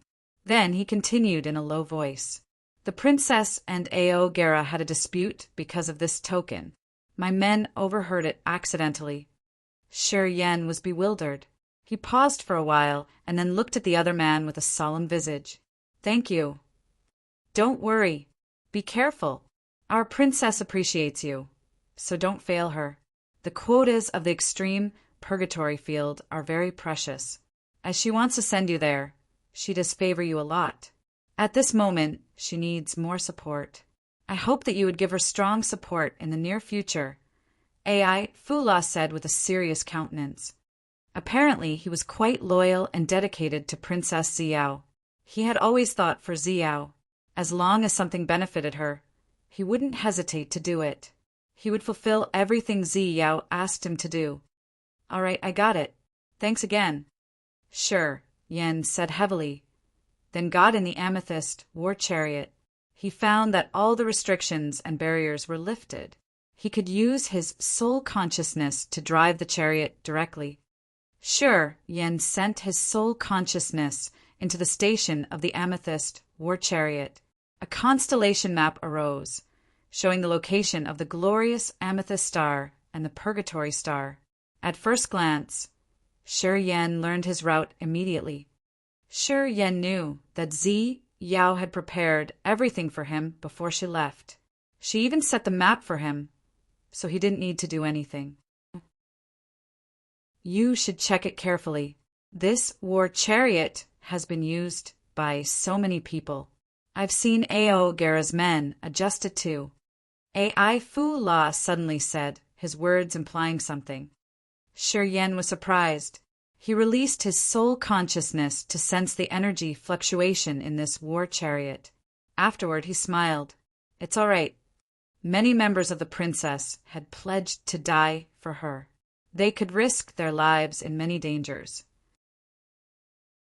However, some of them have disappeared inexplicably, Ai Fu La muttered, throwing a glance towards the amethyst palace. Shi Yan's eyes changed as he was scared. When he bid farewell to Ka Tua, the man had also advised him to be cautious with Ziyao. He told him that many of her escorts had disappeared for unknown reasons. He said that Zi Yao was an extremely toxic character, connected to what AI Fu La had just told him. Shi Yan suddenly understood something as a flash of thought crossed his mind. You should be careful. AI Fu La didn't talk more. He nodded and waved his hand, then left. After his figure disappeared, Shi Yan used his soul consciousness to drive the amethyst war chariot, turning into purple lightning and soaring into space. The amethyst war chariot was made of amethyst, which was a special crystal that could be added with divine crystal energy. Each war chariot had been installed with divine crystals to supplement the energy. The war chariot flew up and accelerated towards the sky. As he was looking outside from the chariot, Shi Yan suddenly felt something. Standing in the war chariot, Shi Yan looked at the amethyst palace, especially at a central floor of the amethyst palace, where a tall, open platform was installed. The blonde Ao, Gera's small figure, was sitting neatly. A wisp of energy fluctuated from his soul altar. He suddenly lifted his head, glaring at Shi Yan's war chariot. Shi Yan's eyes and his locked each other from a distance of around 10,000 meters. Swoosh! It felt like a flame blooming in the void, bringing up a sharp, hostile aura. Shi Yan beamed a faint smile, his face brutal and cold. Gera sat firmly and slowly closed his eyes, his aura quiet and archaic. Hi guys! GOS will go premium this April 11th. I hope that you guys can keep supporting me. Smiley. My new website, Sigma Novel. Com just launched 4 new novels a few days ago. I hope that you guys can support my website also. By the way, if GOS can make its way back to top 20, I'll release 5 extra chapters. Top 15 to 8 extra chapters. Top 10 to 7 extra chapters each week in 2 weeks. Chapter 760. Convergence of the Moon's Brilliance. Chapter 760. Convergence of the Moon's Brilliance. The amethyst war chariot flew in the sky like purple lightning, tearing the cloud sea to enter the cold and dark outer space. He had stayed in the glorious amethyst star for nearly a month. Since Zi Yao had left, he had to go into outer space the second time. Sitting indifferently in the war chariot, Shi Yan watched the vast starry sea. His soul consciousness was blurry as the thoughts in his mind started to scatter. He sat like that while his consciousness floated to somewhere. The amethyst war chariot didn't require his soul energy to move. It was flying at lightning speed according to the set route. The glorious amethyst star and the purgatory star weren't too far away from each other. At this speed, it would take around half a month to reach the purgatory star and join the training in the so-called extreme purgatory field. Flying in the middle of the endless starry universe, he suddenly felt lonely. His tough mentality couldn't help but get softer. The raging flame star area was endlessly vast. In this universe, he was just an outsider who had no friends or family, nothing familiar, or a lover to yearn for. Everything about this place seemed to distance him. He was drifting alone in this star area. Instinctively, he recalled Bao Ao and Jieji. How are you guys doing? Those 2 experts of the demon clan had come here with him to save their clan and make it stronger. They had given up everything to enter outer space in the hope of finding a solution. At this moment, he'd found the solution for the energy shortage issue of the Grace mainland. However, he didn't know whether Bao Ao and Jieji were still alive or not. He had run away discreetly with Fergie. Since Bao Ao and Jieji had to stay and be involved in the battle, they would possibly become sacrifices. Shi Yan was begrudging. Looking at the stars in the sky, he forced a smile. Don't blame me. Even if I stayed, I would be of no help. Whether you are alive or not, when I get back to the Grace mainland, I will give the demon clan a place to live and grow. I will bring them out of the Grace mainland. He had never forgotten the reason he left his homeland. For his family, his friends, and his people in the Grace mainland, he had to hurry up to find a safe life star in the raging flame star area and bring his people there. The glorious amethyst star was a good place, but the premise was that he had to solve the hidden trouble named Ao Gera. A cold smile hung on the corner of his mouth. Sher Yen pondered for a while and then touched his glabella. A soul thought run directly to the heaven-flame tear in his soul altar, targeting the vermilion bird, true flame. How long does it take from our homeland to the raging flame star area? Oh, I mean, when we use the amethyst war chariot. Give me an exact number. Ah, the vermilion bird, true flame, was startled. It was anxious for a while before replying. It will take a long time, at least more than 10 years.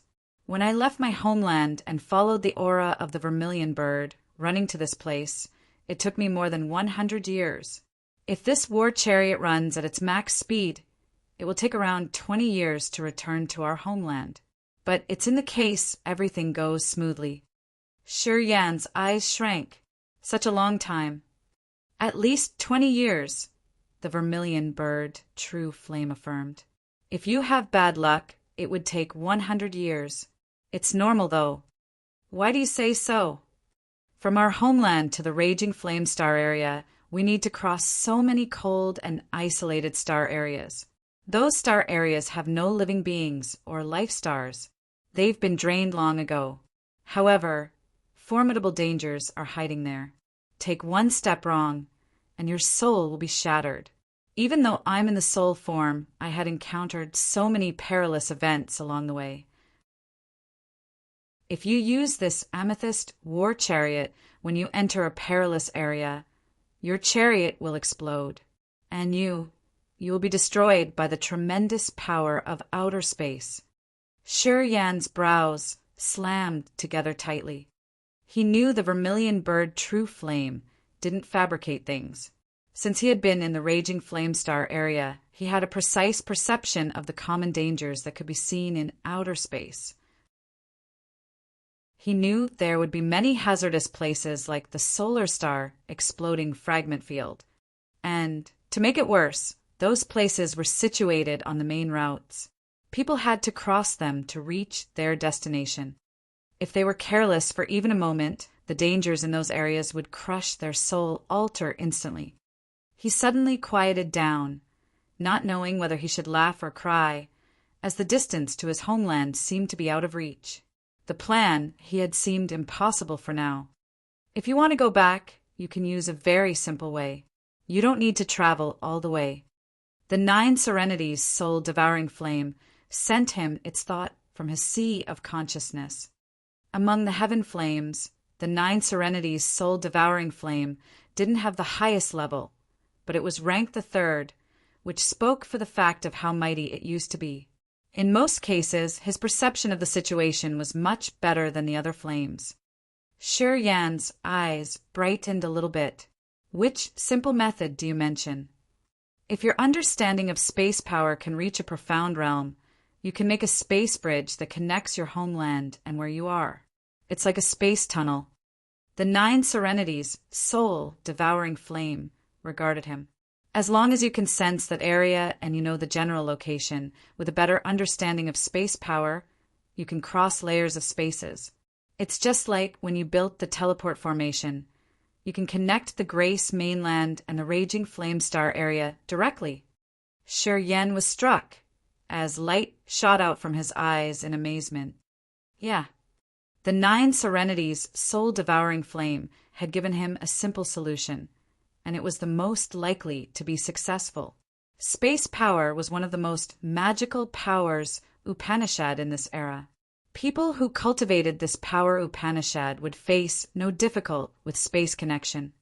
However, the preconditions were that his perception of space power Upanishad should reach a profound realm, and his competence should be formidable. Sher Yen considered this possibility for a while and then cracked a smile. The most difficult problem that had troubled him seemed to be solved easily. He calmed down, while the amethyst war chariot continued moving like a wild thunderbolt. On this day, as he was trying to perceive the mysteries of space power with his eyes closed, He suddenly woke up, his face astounded. A massive moon star appeared in front of him. The moonlight was radiating shiningly, like running water diverging in so many streams, entering outer space and illuminating the life stars around it. It was one of the moons he had seen when he was in the glorious amethyst star, together with 2 other moons in the dark firmament divine nation. It brought light to 11 life stars. Its moonlight was bright and pure, keeping those life stars from the perpetual darkness. They would immerse in the clear but cold moonlight forever. The moon in his eyes was round and big, as if it had filled both of his eyes. He was approaching the closest moon to him.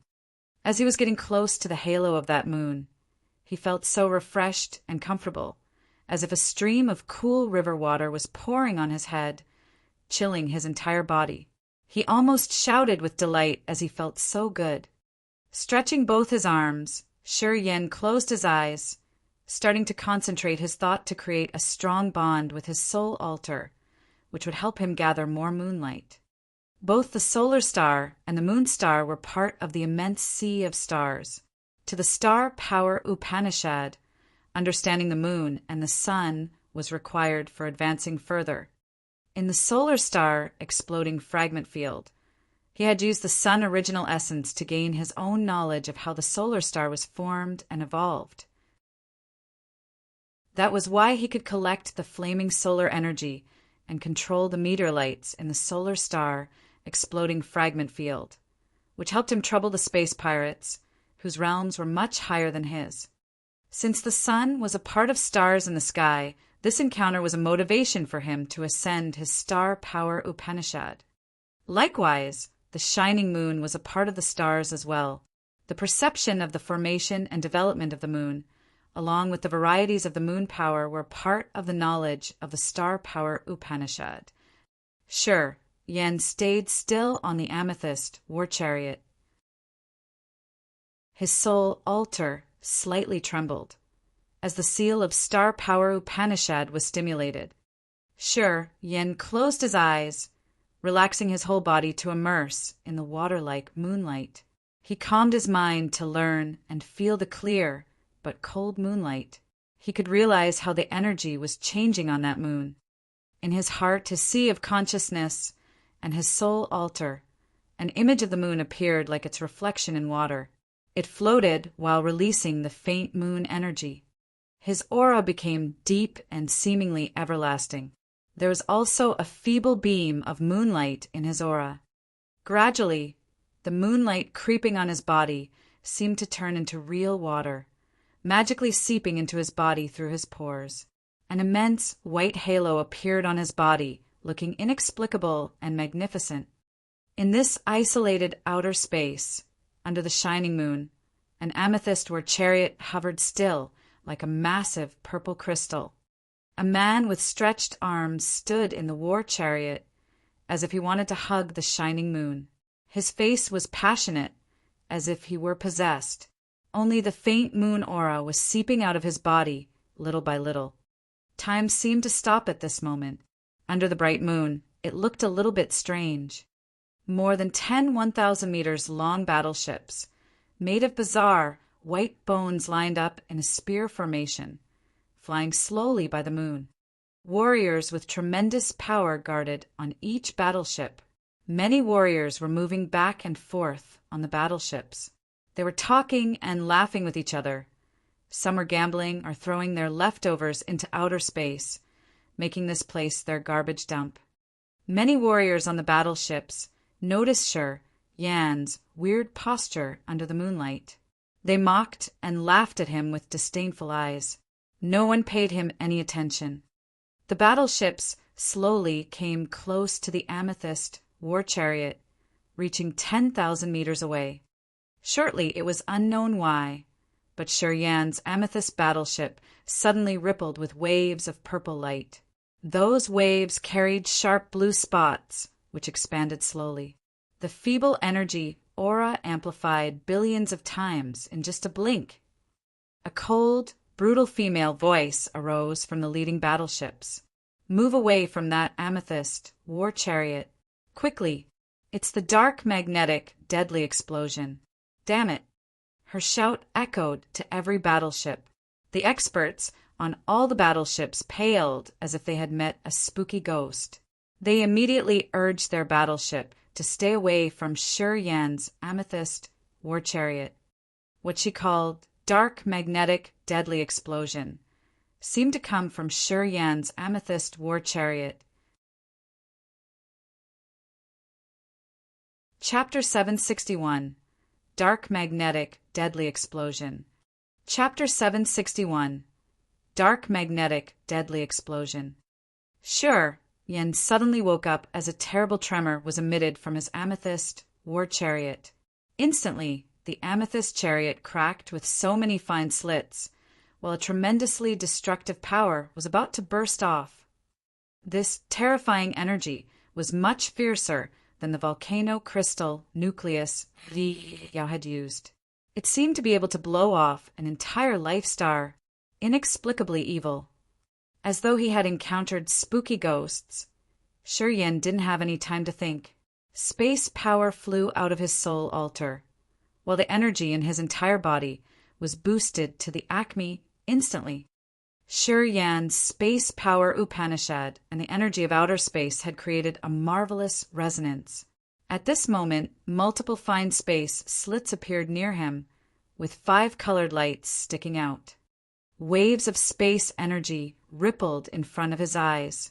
He had urged all energies in his body, which made his body shrivel in just a blink. The third sky of Rampage Realm was activated.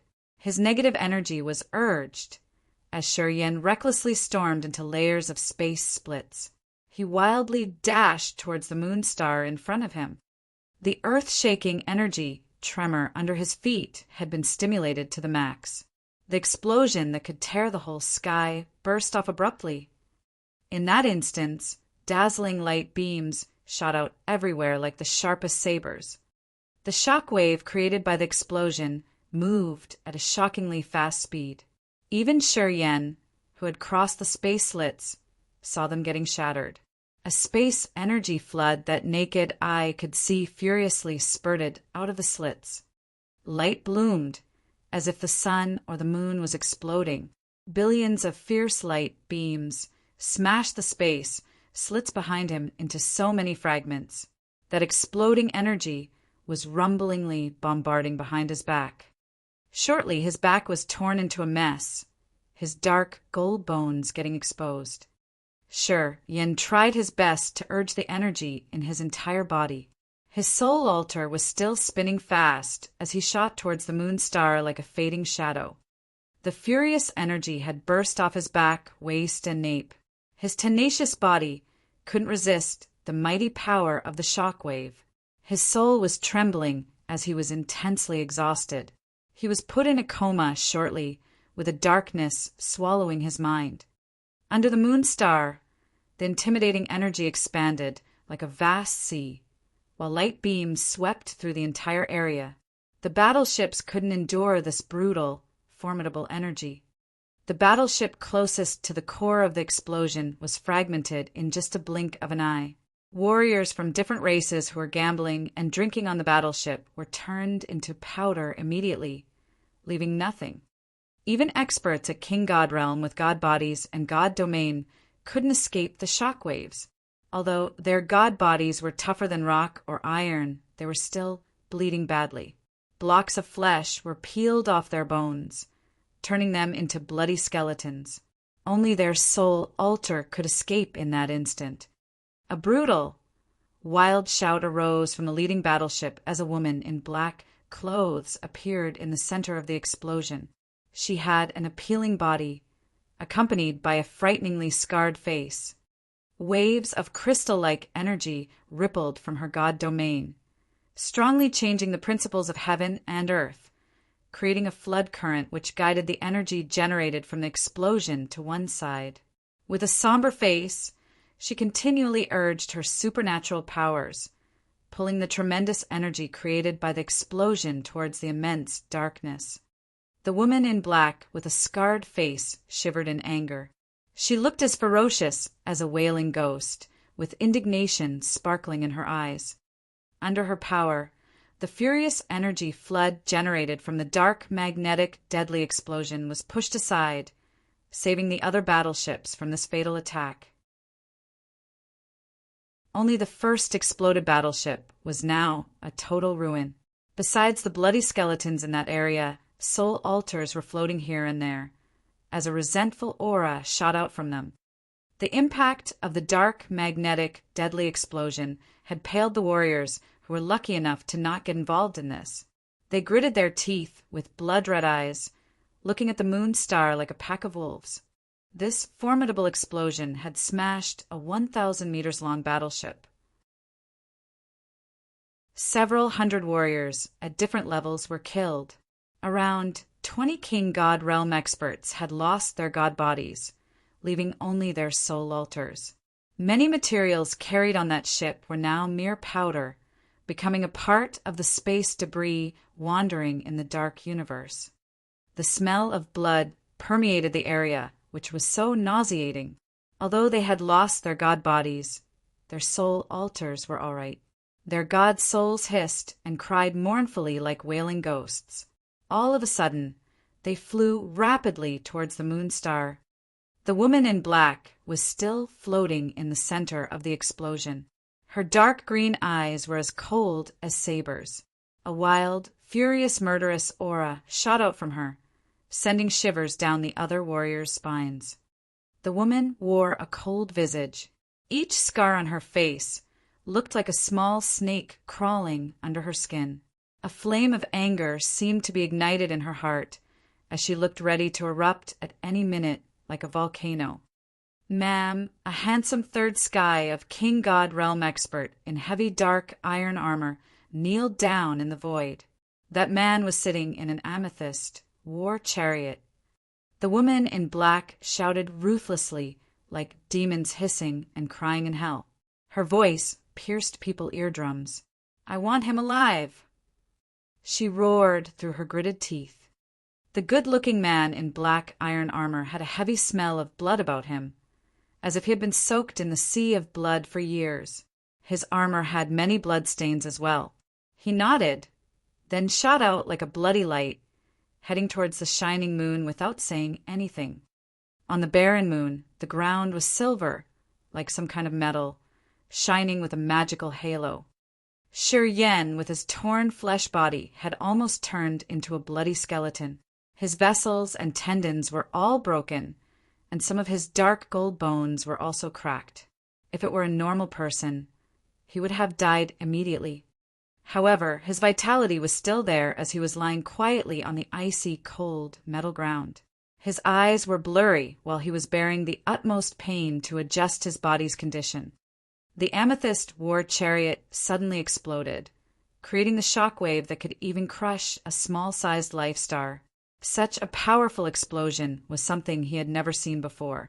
Also, he had never thought that an explosion could reach such a level. If he hadn't known the space power Upanishad, and he hadn't urged all of his energy, which even hurt his soul to create the space slit, he would have turned into dust by now. However, even if he had escaped rapidly, his body was almost crushed under the shockwave of that explosion. His soul altar was also damaged badly. At this moment, his consciousness was blurred, and he couldn't even rebuild his thoughts. While he was still muddling and couldn't respond, he had fallen into that furious energy impact. Shadows of ghosts roaring in the soul altar crossed the sea of cold moonlight, appearing in his view. Those ghost shadows were the god souls of the warriors who had lost their god bodies. They were riding their soul altars as if they were riding horses, appearing one by one in his view. The god souls of the warriors acted as if someone had killed their parents. They were extremely resentful as they showed themselves one by one. The soul altar spun, as they were about to urge the god domain to bombard him. Shi Yan was frightened. A hunky man wearing heavy black iron armor suddenly intervened, shouting, "Our boss wants him alive." A stream of dark energy was fired from his arms. Just like a gloomy long river descending from the sky, it covered Shi Yan's bloody body entirely. Under that gloomy energy's effect, Shi Yan was lifted without any room to wiggle. Even his immortal, martial spirit stopped healing his flesh and bones. Soon he was brought to that man. The god souls sat neatly on their soul altars, looking at him just like a pack of hungry wolves. They hated that they could gnaw at his bones, crush him, and swallow him wholly. Under the binding of that dark river, Shi Yan couldn't move at all. He was forcefully dragged out of the moonstar and brought to the affected area of the previous explosion. Although his body's functions were all damaged, Shi Yan could see fragments of the battleship, along with pieces of bones and blood floating around. He could even smell the thick scent of blood. Flows of energy that naked eyes couldn't see quietly surged and seeped into his body, quietly. Those were the beams of essence chi of the warriors who got crushed to death in that explosion. His mysterious martial spirit was taking them in using a method that no one could detect. The energy was absorbed into his body, filling his acupuncture points with negative energy. The brutal, desperate, and resentful auras in this area had become so sharp and clear that they were able to affect people's mind. As he floated in the dark river, his acupuncture points automatically attracted the remnants of the energy, which made him understand their feelings before they died. They were scared and desperate. They missed this world when they were about to die, and they were extremely indignant. Shi Yan squeezed a forced smile inwardly. He looked at his body, which was bleeding badly. At this moment, he couldn't say anything. Not died yet. Good. Very good. A savage female voice echoed, not too far from him. In the next moment, the woman in black appeared in his view. This woman grabbed something in the void, and a flow of mysterious energy intruded Shi Yan's head. His soul altar didn't listen to him anymore. It trembled and flew out of his head, floating alone above his mutilated body. He had so many wounds that went deep to the bones. Broken bones were stuck into his internal organs, while his tendons and vessels were cut. After his god soul skimmed over his body, the damages he had were reflected clearly in his soul. Shi Yan couldn't help but beam a wry smile. His god soul sent him a distressed feeling. He gradually calmed down when his soul altar was still moving. At the first glance itself, his god soul was shaken on seeing the woman's appearance. He thought he had seen a wailing ghost from hell, making him feel uncomfortable. The woman in black forcefully dragged his soul altar out of his head. Her eyes focused on it.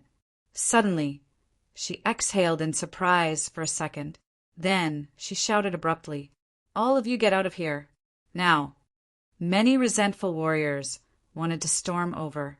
As they hadn't had time to check Shi Yan's soul altar, her shout made their soul tremble.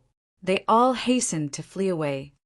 There was no one near her and Shi Yan. No experts dared to come close. This woman was clearly the commander of those battleships. The dark green eyes of the woman in black sparkled with a strange light while they were gazing at Shi Yan's soul altar, astounded. Chapter 762, Scarlet Mark. Chapter 762, Scarlet Mark. Shi Yan's soul altar was apparently different from the others. His soul altar also had 3 tiers. However, the second tier was divided into 3 sections. Star, space, and death and life power Upanishads were circulating in one section, while the other section held several heaven flames, which had formed a real shape. The last section was a dark place that looked like a black hole. No aura or energy fluctuation was detected there, giving people an inexplicably mysterious feeling. Shi Yan's god soul was floating above the soul altar. At this moment, his god soul had turned into a hollow figure of himself. A miniature version of him, around 10 times smaller, was sitting neatly like a gloomy shadow on the soul altar of Powers Upanishad, heaven flames, and something mysterious. The shadow of his god soul was as faint as a ghost. A magical mark appeared in its glabella. It was a scarlet mark created by 5 clusters of blood clouds. This mark used to appear right at his glabella. When he had condensed the mysterious section of the soul altar, that blood cloud mark, the inner world 5 devils, and the soul gathering pearl had fused into one. As the mark disappeared from his glabella, together they created the mysterious section in his soul altar. Turned out that the mark had never disappeared, but imprinted in his god soul as the prominent mark on his god soul's forehead. 5 clusters of blood, clouds arrayed in a pentagon, which looked like an evil, peculiar sea of blood, portrayed deep in his god soul. What the woman in black was gazing at was the scarlet mark on Shur-Yan's god soul. Her dark green eyes showed a complicated emotion, as she was immersing in some perplexing memories. Shur-Yan didn't dare to act rashly. He could feel an energy aura from this woman, which made his soul feel empty. He believed that if she wanted to kill him, it would be like a piece of cake. Sure, Yen didn't know of the mark's existence on the forehead of his god soul, or the fact that the woman in black was gazing at that scarlet mark. After a while, the mysterious woman in black seemed to wake up. She looked at him strangely. "Where are you from?" Shur-Yen was surprised. He was baffled for a while before sending his soul thought, "Can I return to my body first?" "Do you think you can use your body again?" The woman in black curled her lips, her face mocking. "Even if it's the god body of a king-god realm warrior with such damages, it will never be recovered fully. Can you do that?" "Yes," Shur-Yen sent his soul thought. His soul consciousness flickered. Shur-Yen found that the force subduing his soul altar had retreated like the low tide. He gained control of his soul altar again. The soul altar floated and turned into a bunch of lights, disappearing into his body. Shur-Yen opened his eyes, feeling the utmost pain in his body. He lied on his one side in the void, floating and trying to lift his head to look at the woman in black. He squeezed a forced smile. "I didn't want to hurt you guys." Nodding her head, the woman in black regarded him indifferently. "I can see that. You know nothing. The other wanted to make you a sacrificial pawn. That person didn't want to spare your life." Shur-Yan's eyes were cold, as rage was rolling in his heart. He could confirm that the one who had touched this amethyst war chariot could estimate precisely that he would stop by the moon star. Also, that one knew the woman in black would pass by this area. That stealthy person had installed something terrible in his war chariot and triggered it. That person's purpose was to kill him and damage that woman's battleships at the same time. This was absolutely a big, wild scheme. Someone was having so many plans to set him up and that woman in black. First, if it happened as what the other had planned, the woman in black was still calm. If the dark, magnetic, deadly explosion had completely burst off, you would have died. Nothing could have been left remaining. Some of my battleships would be crushed, and I would have some big trouble. Since you've come using the amethyst war chariot, the chariot of Princess Xiao, I would pour this debt on Xiao, making her pay a big price for it." Shur-Yen nodded, but his neck was torn painfully. "Yeah, someone wants to trigger the grudge between you and Princess Xiao, making you and her stand on the opposite sides, which would make you take revenge on her." "Who is that?" The woman in black mumbled, then asked all of a sudden, "Who are you? Where are you from? How do you relate to Xiao? Why did you come here?" The woman in black seemed to be concerned about Shur-Yan's identity more. A gleam of surprise crossed her green eyes. "Ah!" Shur-Yan was bewildered. He arranged his thoughts and then answered, "I'm from a low-level continent. I've been a member of Princess Yao's cortege, not for a long time. I'm holding the Purgatory token princess granted me. I'm going to the extreme Purgatory field to train myself. My name is Shur-Yen. A low-level continent." A strange light sparkled from her eyes. "Are you sure?" "I'm sure," Shur-Yen nodded.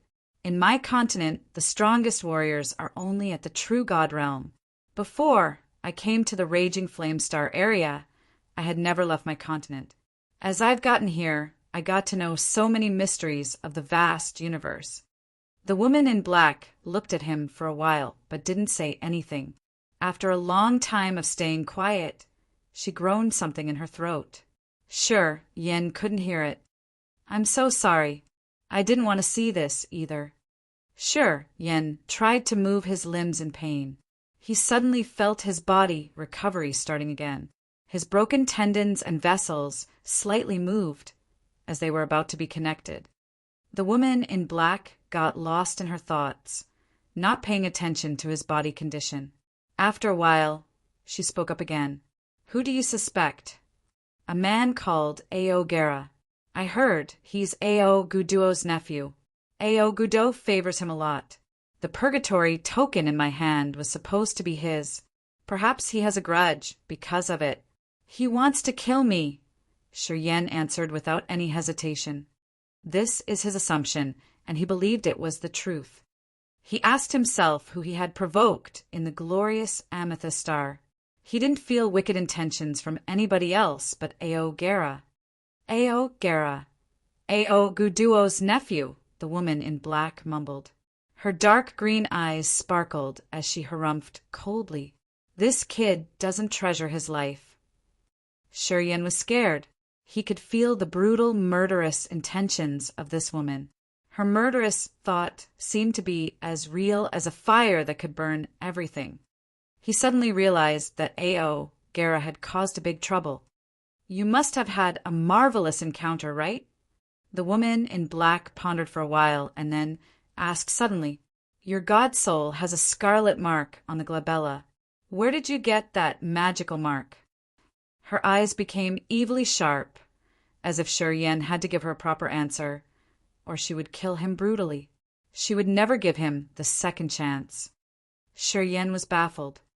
After a while, he condensed a beam of soul consciousness and found the mark, which had disappeared before, on his glabella. However, this strange mark faded, and was about to disappear after the soul altar returned to the sea of consciousness.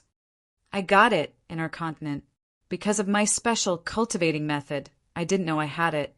Until now, I don't even know what it is. I don't know what it can do and what it represents. Pausing for a while, he looked at the woman in black without blinking. He vaguely realized that the reason why this woman hadn't killed him yet could be because of the mark. He should try to ask for more information. The woman in black didn't answer.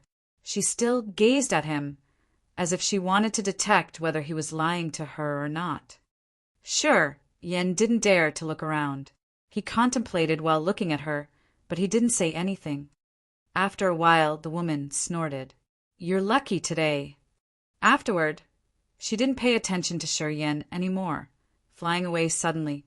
When she approached her subordinates, she shouted, He's going to the extreme purgatory field. You take him with us. Put him in prison. The buff man at the third sky of King God realm in heavy dark armor slightly changed his visage. Ma'am, he almost destroyed us all. The woman in black frowned. The husky man in black armor shut his mouth. He flew over and dragged Shiryen with him into the leading bone battleship. He threw him into a dark cell, speaking ruthlessly.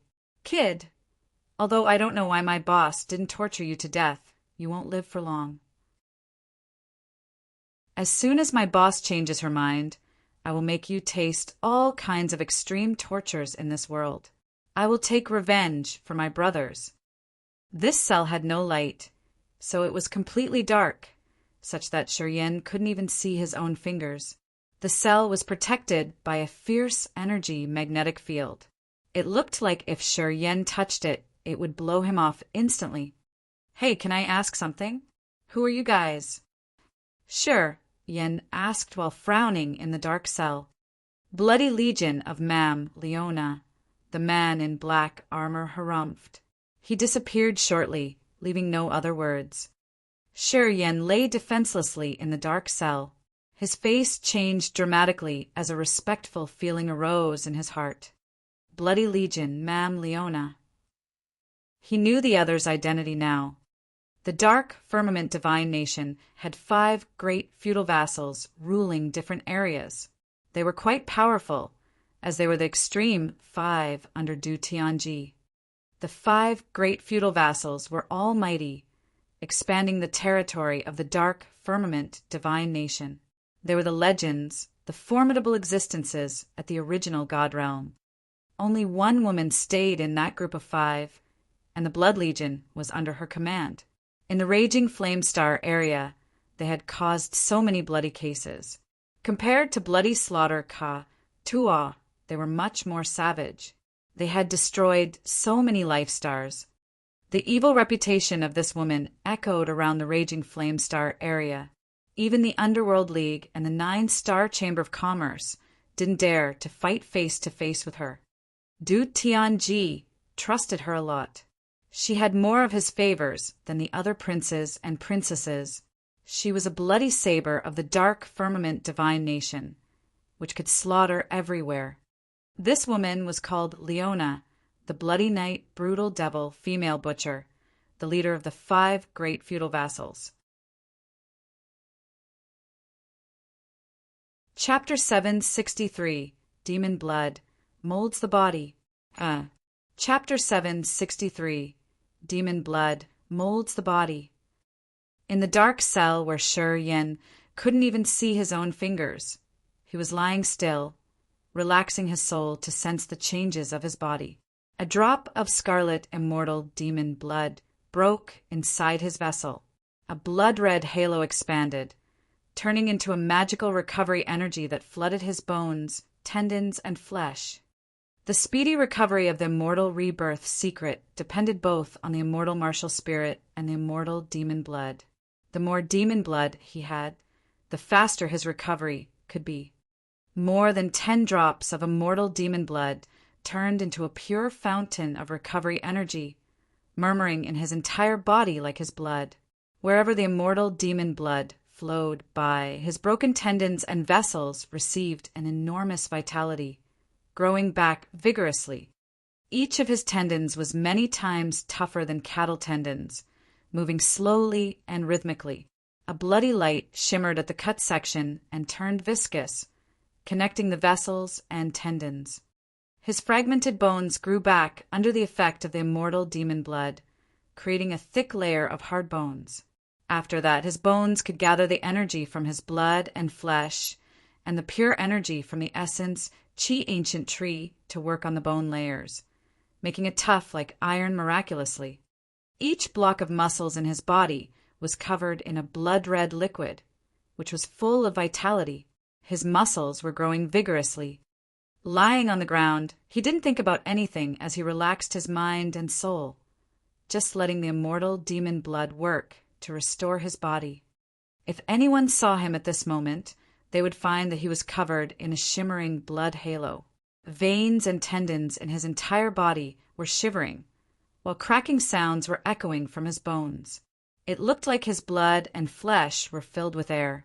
Every cell of his was revived. The pain and fatigue he felt during the recovery process by the immortal demon blood and the immortal rebirth secret faded away. After an unknown period, Shi Yin gradually woke up, feeling so weak. All of a sudden he paled. However, not long after that, his eyes lit up as he cracked a bizarre smile in the dark. The ruthless power of the dark, magnetic, deadly explosion had crushed one of Leona's battleships entirely. Several hundred warriors died on the spot, including at least 10 King God Realm experts. Since they hadn't escaped, their bodies were destroyed, leaving only their soul altars. After Leona's guard had dragged him to the center of the explosion, the essence Qi of the dead warriors had flooded his acupuncture points while he was talking to her. The way those flows of energy had been gathered and poured into his body was mysteriously discreet. Even Leona, an expert at the original God realm, the leading expert among the 5 great feudal vassals of the dark firmament divine nation, couldn't detect any anomaly. She didn't know what he had gotten in his bloody, pathetic situation. Abundant energy rolled torrentially in his acupuncture points. Using his soul consciousness to check, Shi could see the mysterious vortexes wildly spinning in his acupuncture points. Amazing changes were happening in each of his acupuncture points, as the vortexes were rotating rapidly to extract the negative energy. From the center of the vortexes, bits of mysterious energy would appear continually. Once formed, beams of mysterious energy from the vortexes would fly out and become the source of greatly useful energy for his whole body. Each of his 720 acupuncture points in his body seemed to turn into a mysterious world. They were filtering the essence chi of the dead and turning it into his mysterious but marvelous energy. He lied on the ground still. However, he could feel the earth-shaking changes in his acupuncture points.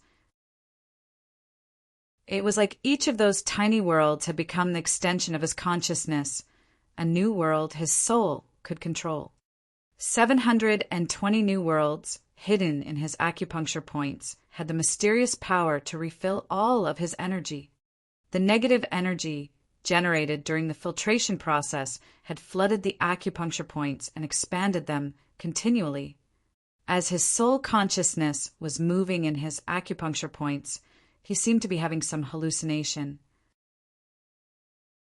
He had become the only lord of 720 bizarre worlds in his acupuncture points. He could hold everything in his hand.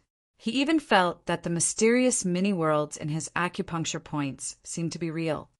They all were waiting for him to explore, feel, and harvest the mysteries they carried. The dense negative mood rippled in the lake in his heart, generating brutal, desperate, fearful, bloodthirsty, and resentful feelings.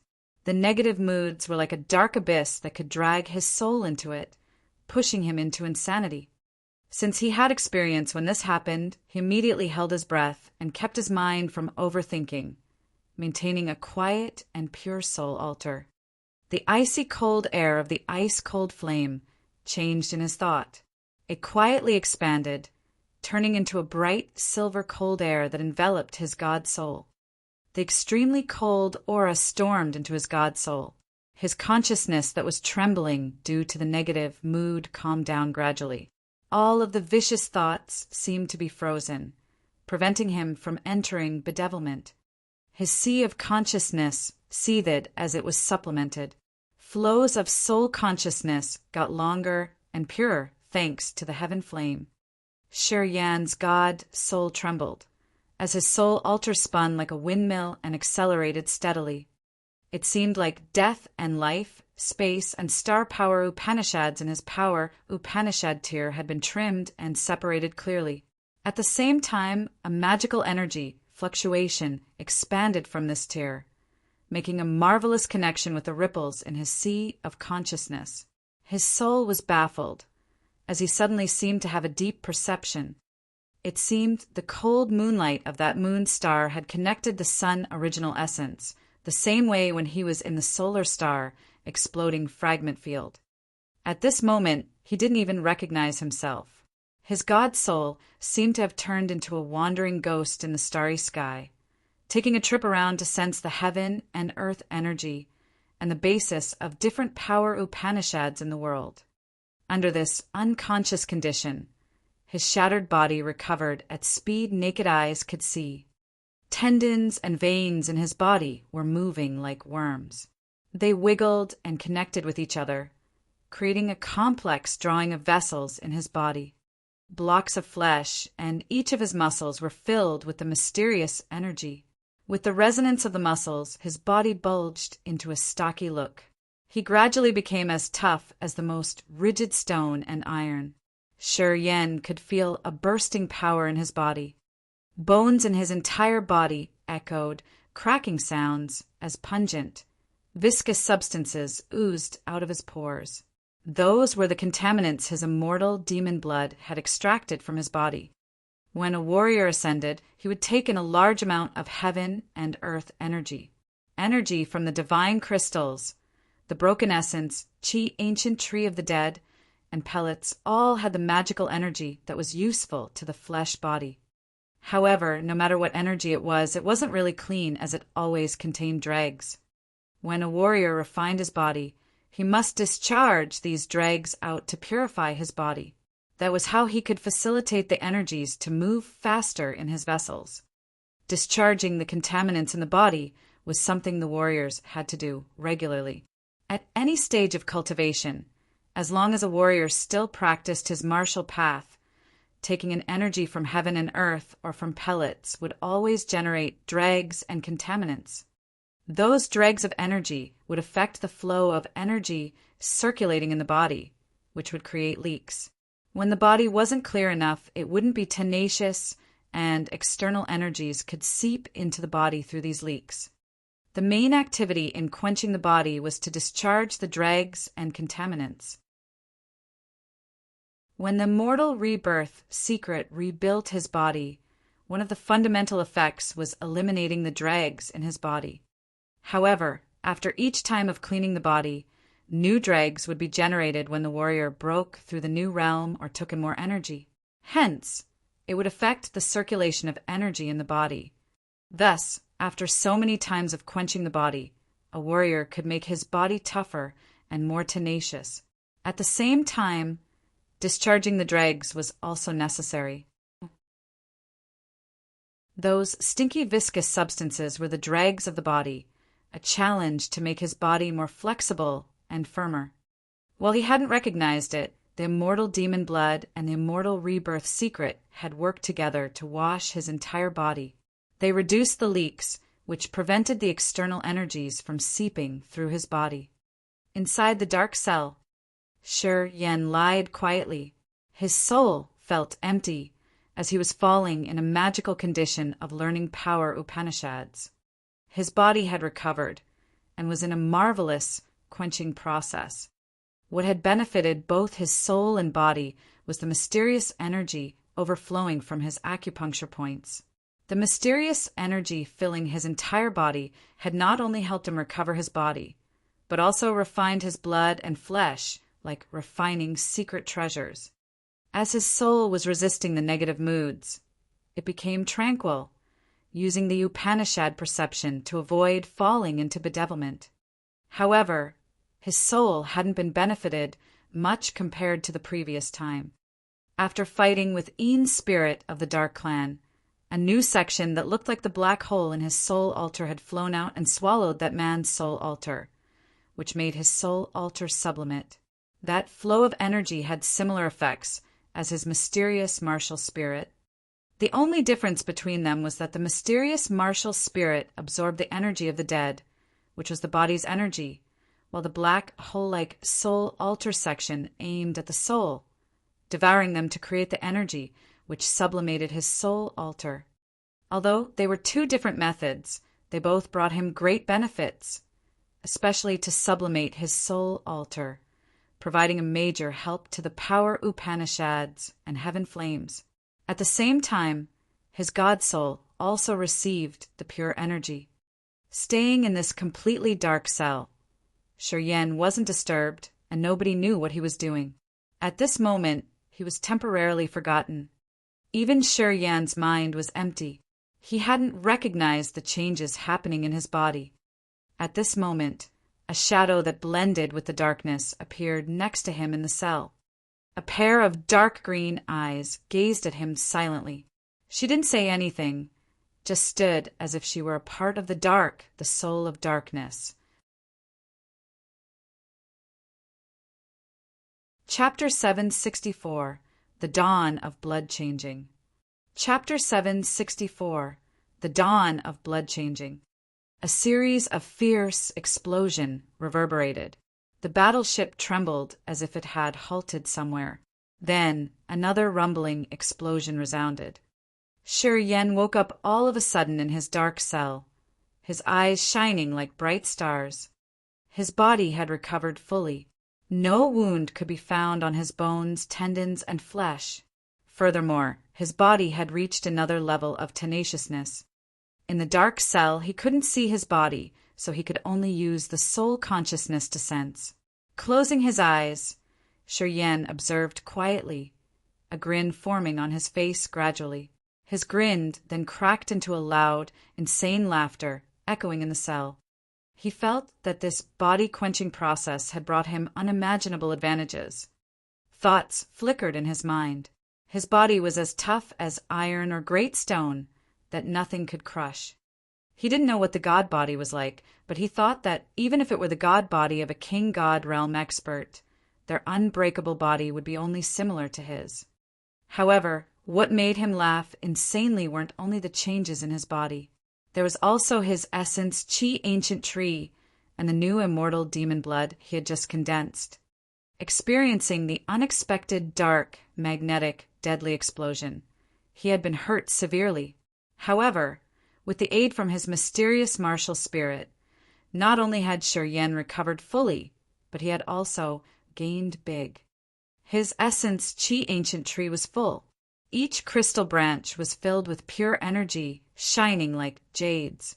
Each detail of the branches was made of pure essence Qi, carrying the surging, torrential energy. He wasn't sure about his realm, but in this condition he was sure that his essence Qi had reached the peak of true God realm. In other words, his essence Qi had reached a new height, which was enough to help him break through the new realm. And he had the immortal demon blood. Rebuilding the body had cost him 10 drops of immortal demon blood. He used to think that it was his loss this time. However, using his soul consciousness to check, he found that the immortal demon blood drops he now had were 50. 50 drops of immortal demon blood. He had never seen this situation before. It seemed the essence Qi from the dead had helped him tremendously. After it had filled his essence Qi ancient tree, it helped him condense more immortal demon blood. In the Grace mainland, killing hundreds of Sky Realm or Spirit Realm warriors could only help him generate several drops of immortal demon blood. The essence Qi emitted after the True God Realm and King God Realm warriors died was much more than the previous 2 realms. As a result, Shi Yan couldn't press down his excitement. When Bao Ao and Jie Ji told him that he could use the immortal demon blood to replace his own blood, Shi Yan thought it would be impossible. Today, he suddenly had an idea that since the Raging Flame Star area had so many True God Realm and King God Realm warriors, his blood-changing activity wouldn't be much of a problem. Using the immortal demon blood to replace his blood, he would reach a new height. As it was what Bao Ao and Jie Ji had shared with him, he believed the other 2 didn't just babble. As he was the man who bore the demon blood, he was clearer about its mysterious and mighty feature than the other 2. If he could fill his body with immortal demon blood one day, Shi Yan believed that he would have a tremendous transformation. Slowly sitting up, his eyes brightened. Shi Yan hesitated for a while, then shot out a drop of scarlet immortal demon blood from his fingertip. A thought popped up in his mind. He sent his soul energy into that drop of immortal demon blood and urged it with his secret technique. A face of a man appeared in his god soul. It was Shi Jian. The immortal demon blood ignited. A magical energy fluctuation shot out from it, tore through space, and flew rapidly in outer space at an unimaginable speed. It seemed he had formed a connection with Shi Jian. However, this connection was vague, as if it had encountered many layers of hindrance. Not long after that, a drop of his immortal demon blood was burned completely, leaving no energy remaining. Shi Yan couldn't create the complete connection with Shi Jian or sense his great-grandfather in the Grace mainland. Shi Yan wasn't distressed. However, his eyes lit up as he laughed dryly. Of course, a drop of immortal demon blood couldn't cross the endless space through several star areas to reach the Grace mainland. What if it weren't just a drop of immortal demon blood? If he used more than 10 drops of immortal demon blood, would he be able to locate Shi Jian's location, his situation, or even create a soul connection with him? He grinned, confirming this assumption himself. Shi Yan thought that the 9 Serenities soul-devouring flame suggestion was absolutely possible. Once his space power Upanishad reached a new realm, when he used the immortal demon blood to connect one of his relatives in the Grace mainland and verify their location, he could use his great power to create the space passage, which could bring his family and friends in the Grace mainland to the raging flame star area. This would overturn the problem that had troubled the Grace mainland for so many years. Shortage of energy. The raging flame star area had so many life stars, and any of them could help the warriors continue their cultivation. They could use the enormous natural energy to create their god bodies and break through to the king god realm. Also, they had different kinds of pellets and the source of power Upanishad inheritance. All of these could be the best chances for his relatives on the Grace mainland to enter a new height, becoming his solid support in the raging flame star area. Perhaps, one day, they could be strong enough to be the rival of the 3 mighty forces in the raging flame star area. Right when he was still laughing weirdly, a shout came from outside. "Get out." A slit of light appeared in the dark where people couldn't see their own fingers as the door was opened. Shi Yen was bewildered for a while. He halted his stupid laughter and walked out, appearing in the vision of one of Leona's subordinates. When the hunky man wearing heavy dark armor turned around, he was stunned. His eyes reflected his disbelief. He gazed at Shi Yen without blinking. Your body." Shi Yen smiled, moving his wrists, which caused some cracking noise as he glared at the man. "What's up?" "Oh, sh*T, you're a monster." The man mumbled, his face frightened. "You can recover such severe damages. Even a king god realm warrior, if he got damaged like that, he would choose to leave the body, finding a host somewhere, or just be reborn. How could you recover?" "Of course." Shi Yen understood his uniqueness. He just smiled. "I just had some good fortune. I also had divine medicines to treat the wounds. It's normal that I could recover." "Divine medicines?" The man was astounded. His eyes flared up for a while. Then he nodded begrudgingly. "Oh, it's a medicine like that indeed. It can recover the god body to the normal state. However, you are only at the true god realm. It's not normal, is it?" Shi Yen just smiled and didn't talk more. The beefy man scrutinized him for a while, but couldn't find any possible reason. He then didn't talk more and just snorted. "Madam wants to see you. I'm waiting for her order to kill you. I'll do it myself." "She won't." Shi Yen's face was indifferent without a gleam of fear. "If Madame Leona wanted to kill me, I couldn't have lived until this moment. You will be disappointed. I won't die, but instead will live vigorously." Sure, Yen didn't know why he always felt that he and that female butcher shared something originally. It should be related to the scarlet mark in his god soul. Anyway, that butcher didn't explain anything, and Shi Yen couldn't ask her for more information, although he was kind of skeptical. The hunky man led him out of the prison. While walking, Shi Yen couldn't help but look at the dark doors on the 2 sides of the passage. Each of those big doors was carved with complex patterns and drawings, including flames, clouds, or water. Those patterns seemed to have some functions, just like barriers or restrictions to seal the world behind the door. He couldn't sense what was behind those dark doors. Relating to his situation, Shi Yen vaguely thought that each door of them was used to imprison someone. He pondered for a while and asked, "What is in there?" "What's in there?" The brawny man grinned fiendishly. "Prisoners of the Empire, space pirates, bandits, thieves, and insane serial killers, etc. They will be the grinding burrs of the extreme purgatory field. If you can join the extreme purgatory field, they will become your opponents." "What do you mean?" Shi Yen was surprised, asking for more. "Are they related to the extreme purgatory field? You hold the F** King Purgatory token, but you don't know what the extreme purgatory field is." The beefy man's eyes were odd. "Are you even from the Raging Flame Star area?" "Too ignorant, kid." Shi Yen beamed a dry smile, but he didn't explain. The man had walked to the end of the passage. He waved, not wanting to discuss more. We've arrived at the Purgatory Star. If Madam lets you live, you will join the extreme Purgatory field. Then, you'll know what benefits you can receive. While talking, the man walked out. Shi Yen followed him closely. A dark light flashed as he appeared on the main deck of the bone battleship. This spooky green bone ship was quite strange, releasing a freezing blood aura. Hundreds of warriors were standing on the deck of the ship. Their auras were strong, but not hurried. A thick smell of blood emitted from those warriors, gathering into a blood flood current that couldn't be seen with naked eyes, twirling around their body. Shi Yen discolored. He had a feeling that he was swimming in the blood sea of hell. He felt so uncomfortable.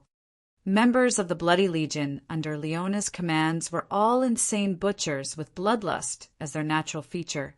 They wandered around the raging flame star area, causing bloody instances that startled people on countless life stars. No one could count how many people they had killed till now. Those warriors had a bloodthirsty aura. Since they had killed so many people, their bloody murderous aura was so thick that it could affect the warriors' souls directly. Standing on the deck of the battleship, Shi Yan's soul was uneasy. He believed that someone with a weak mind would have his knees softened in this place. His realm would decrease dramatically, which would prevent him from generating the fighting will. Standing in front of those warriors was a figure in black. She stood still, looking into the far distance, as though she was waiting for something. "Madam's waiting for you." The man pointed forward. His back was upright as he stood like tough rock. His eyes looked at that woman in black with the hottest admiration and respect. In his eyes, that woman in black was his goddess. Shi Yen frowned, passing by each warrior that looked like block of bloody rock, his eyes raking here and there. Chapter 765, Purgatory Star. Chapter 765, Purgatory Star. The sky here was pitch black without any sun, moon, or stars. Black ink water seemed to hover thickly in the sky, hindering all kind of lights. The cold and isolated aura permeated everywhere. Further in their vision were mountains jutting up to the sky. However, they were carved and portrayed spookily. They looked as ferocious as the strong demon beasts in the dawn of the planet, which could shake people's souls. The ground was full of red blood. A bloodthirsty aura and the thick scent of blood invaded the whole land. Leona stood on the main deck, looking like a wailing ghost of this purgatory star. She seemed to be waiting for something. Shi Yen was discreetly careful. He sauntered to behind her, looking at her back and speaking respectfully. "Greetings, madam." Leona didn't turn around, still looking at the far area ahead of her. "How is your condition?" "I'm recovered fully. No damage. It's because of your grace." "Sure." Yen slightly bent his body, his eyes focusing on her. Standing near Leona were 3 other young warriors. One of them was at the second sky of King God Realm, and the other 2 were at the first sky of King God Realm. They all wore pitch-black clothes, which had a dark sun crest, the unique mark of Leona. The second sky of King God Realm warrior was a dark clan female. Although her appearance wasn't that outstanding, her body was mesmerizingly appealing. At the same time, her aura was quite intimidating. The other 2 were young human males. From their similar appearances, they must be brothers. These 2 had a barrel-chested, muscular body, with haughty faces indicating they didn't want to be controlled. The reason why Shi Yen observed those 3 was neither because of their realms nor their special appearances. It was because all 3 of them wore a token on their waist, which had the drawing of a bloody crown, the purgatory token. Apparently these 3 were like him. They were going to join the extreme purgatory field. When he observed these 3, they were also looking at him with a disdainful face. They obviously looked down on him. especially the dark clanswoman, who pursed her lips while talking faintly. Only at the true god realm. Trash. Once he gets into the extreme purgatory field, he'll soon be killed. Leona snorted. Those three young people quieted down. Their eyes were somber, slightly bending their bodies as if they were waiting for her advice. I don't know what you will do after you get in there. In short, the one who can kill the most must be one of you three. Leona suddenly turned around. Her dark green eyes raked through the three young people. If you lose my people, even if you can come out alive, I will kill you myself. I will destroy your clan too. These three people shut their mouths. They immediately kneeled down on one knee, stooping. No one dared to talk anymore. This man will join the extreme purgatory field as well. You guys pay attention to him. Leona pointed at Yen and shouted her order. In the extreme purgatory field, if you encounter him, you can kill him. However, remember this, if he has to die, he must die in your hands. Whoever else dares touch him, skin them and draw their bones out for me. Confine their souls and torture them to death. The three nodded instantly. Their eyes looked at Yen with a bloodthirsty visage. Yen shuddered inwardly. His face was cold as he stooped and grinned fiendishly. If you see Ao Guduo's men, don't show mercy. Kill them all. Especially Ao Gera. If you see him, bring his soul to me.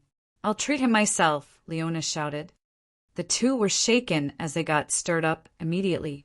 Their eyes became blood-red, full of fighting will. While Leona was talking, hissing sounds came from ahead of them. Not long afterward, 10 meters long war chariots appeared one by one in front of them. A handsome warrior in the leading war chariot pitched his voice. Greetings, Madame Leona. Leona nodded, gazing at Yen. She pulled something in the air, and a white bone war chariot flew over. She got in the chariot and talked to her warriors. Get in. The 3 members of the Bloody Legion, who are going to join the extreme purgatory field, got in the war chariot without saying a word. Leona frowned, sweeping her eyes over Yen. Yen nodded, his face indifferent. He walked to the war chariot as well. His view became wider after he got into the war chariot. He suddenly found that only this white bone battleship appeared in the Purgatory Star. The other ships had disappeared somewhere. Leona touched the void, and a beam of pitch-black light fell on the white bone battleship under their feet. Prison cells suddenly flew out of the battleship, each cell covered with a dark shadow. Around 50 cells floated in the air, looking like small suns. Yen's soul consciousness flickered. A gleam of fright flashed in his eyes as he looked at Leona.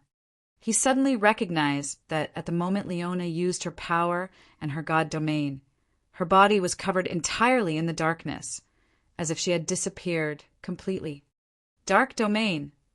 A beam of magical light crossed his brain like lightning. In the next moment, he vaguely got something. Dark Upanishad. It was the Dark Power Upanishad. Yen was shaken. He suddenly released why he felt that he and Leona had something in common. Because the Dark Upanishad the woman had was totally the same as the War Devil in his ring.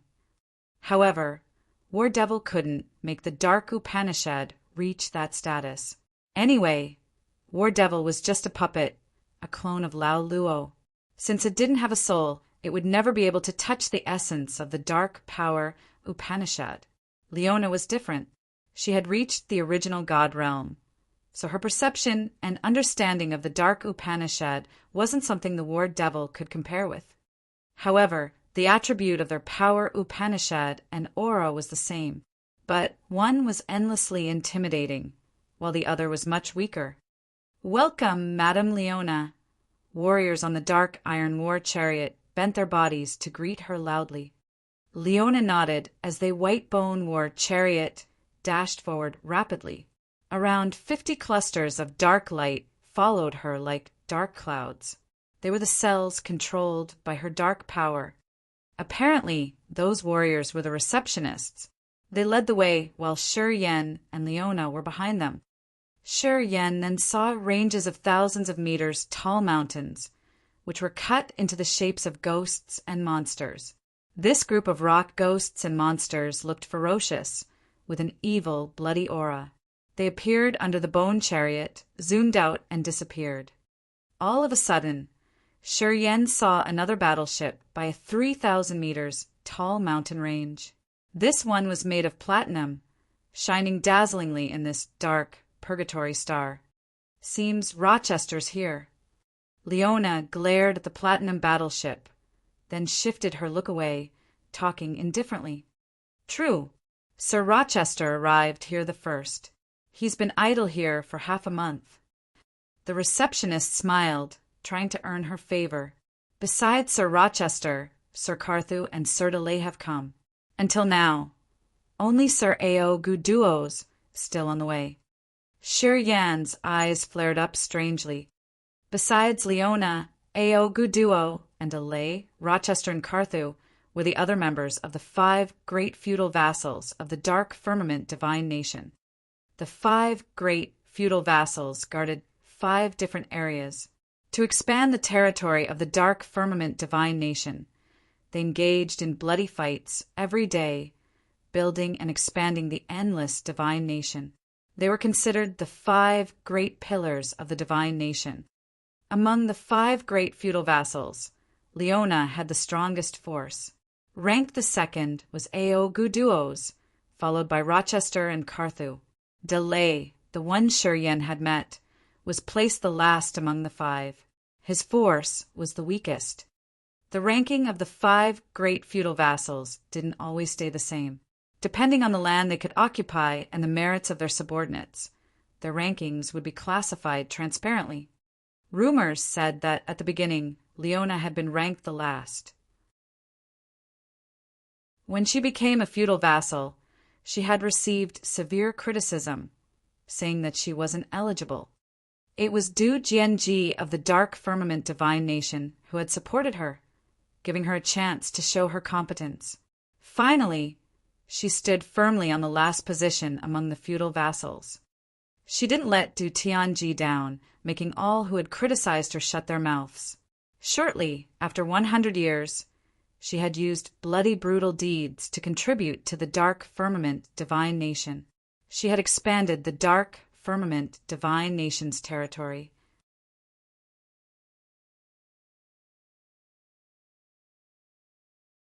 Chapter 766, Undercurrent. Chapter 766, Undercurrent. Not only was this middle-aged man surprised, besides Delay and Demeng, most of the warriors here showed a bewildered face. All of a sudden, they all paid attention to Shi Yan.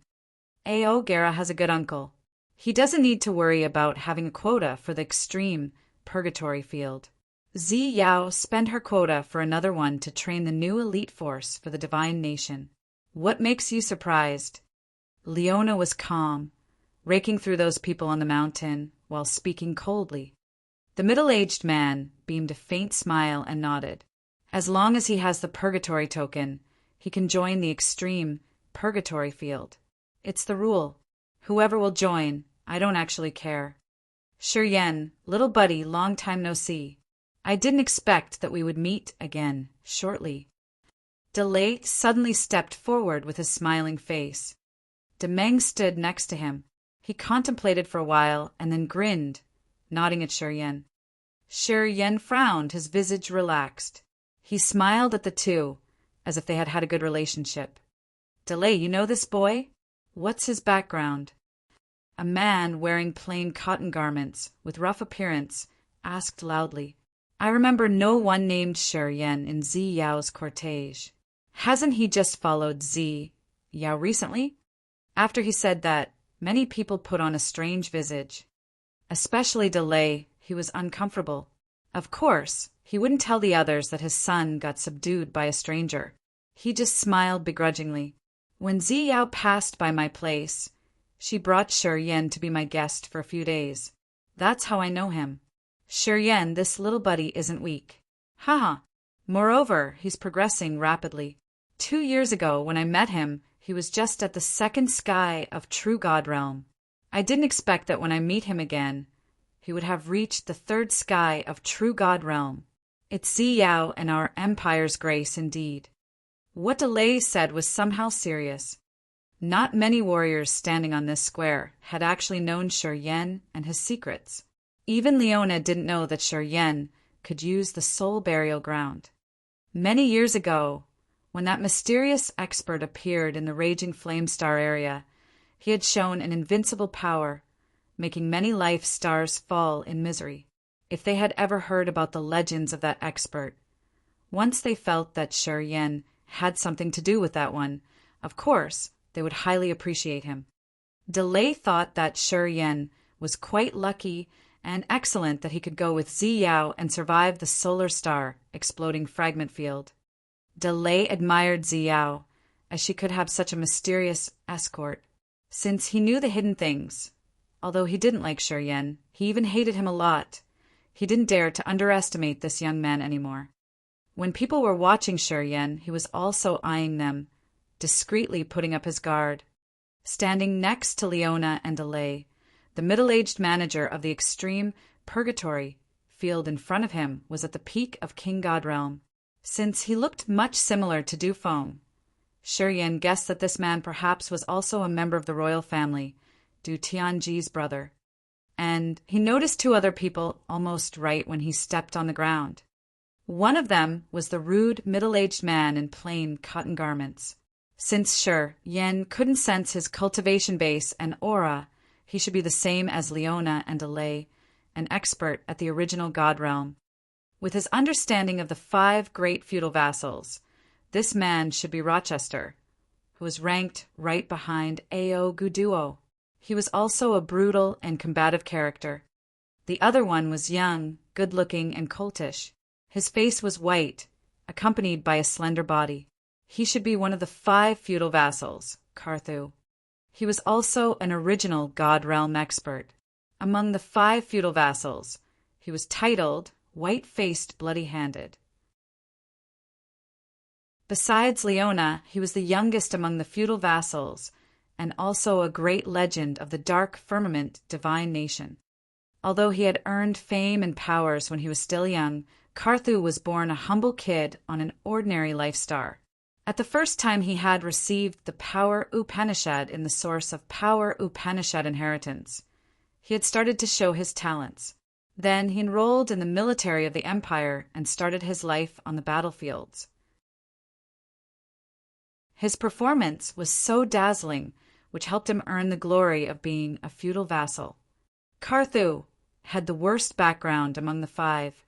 However, he had used his own power to reach the peak little by little. Eventually, he became a strong feudal vassal.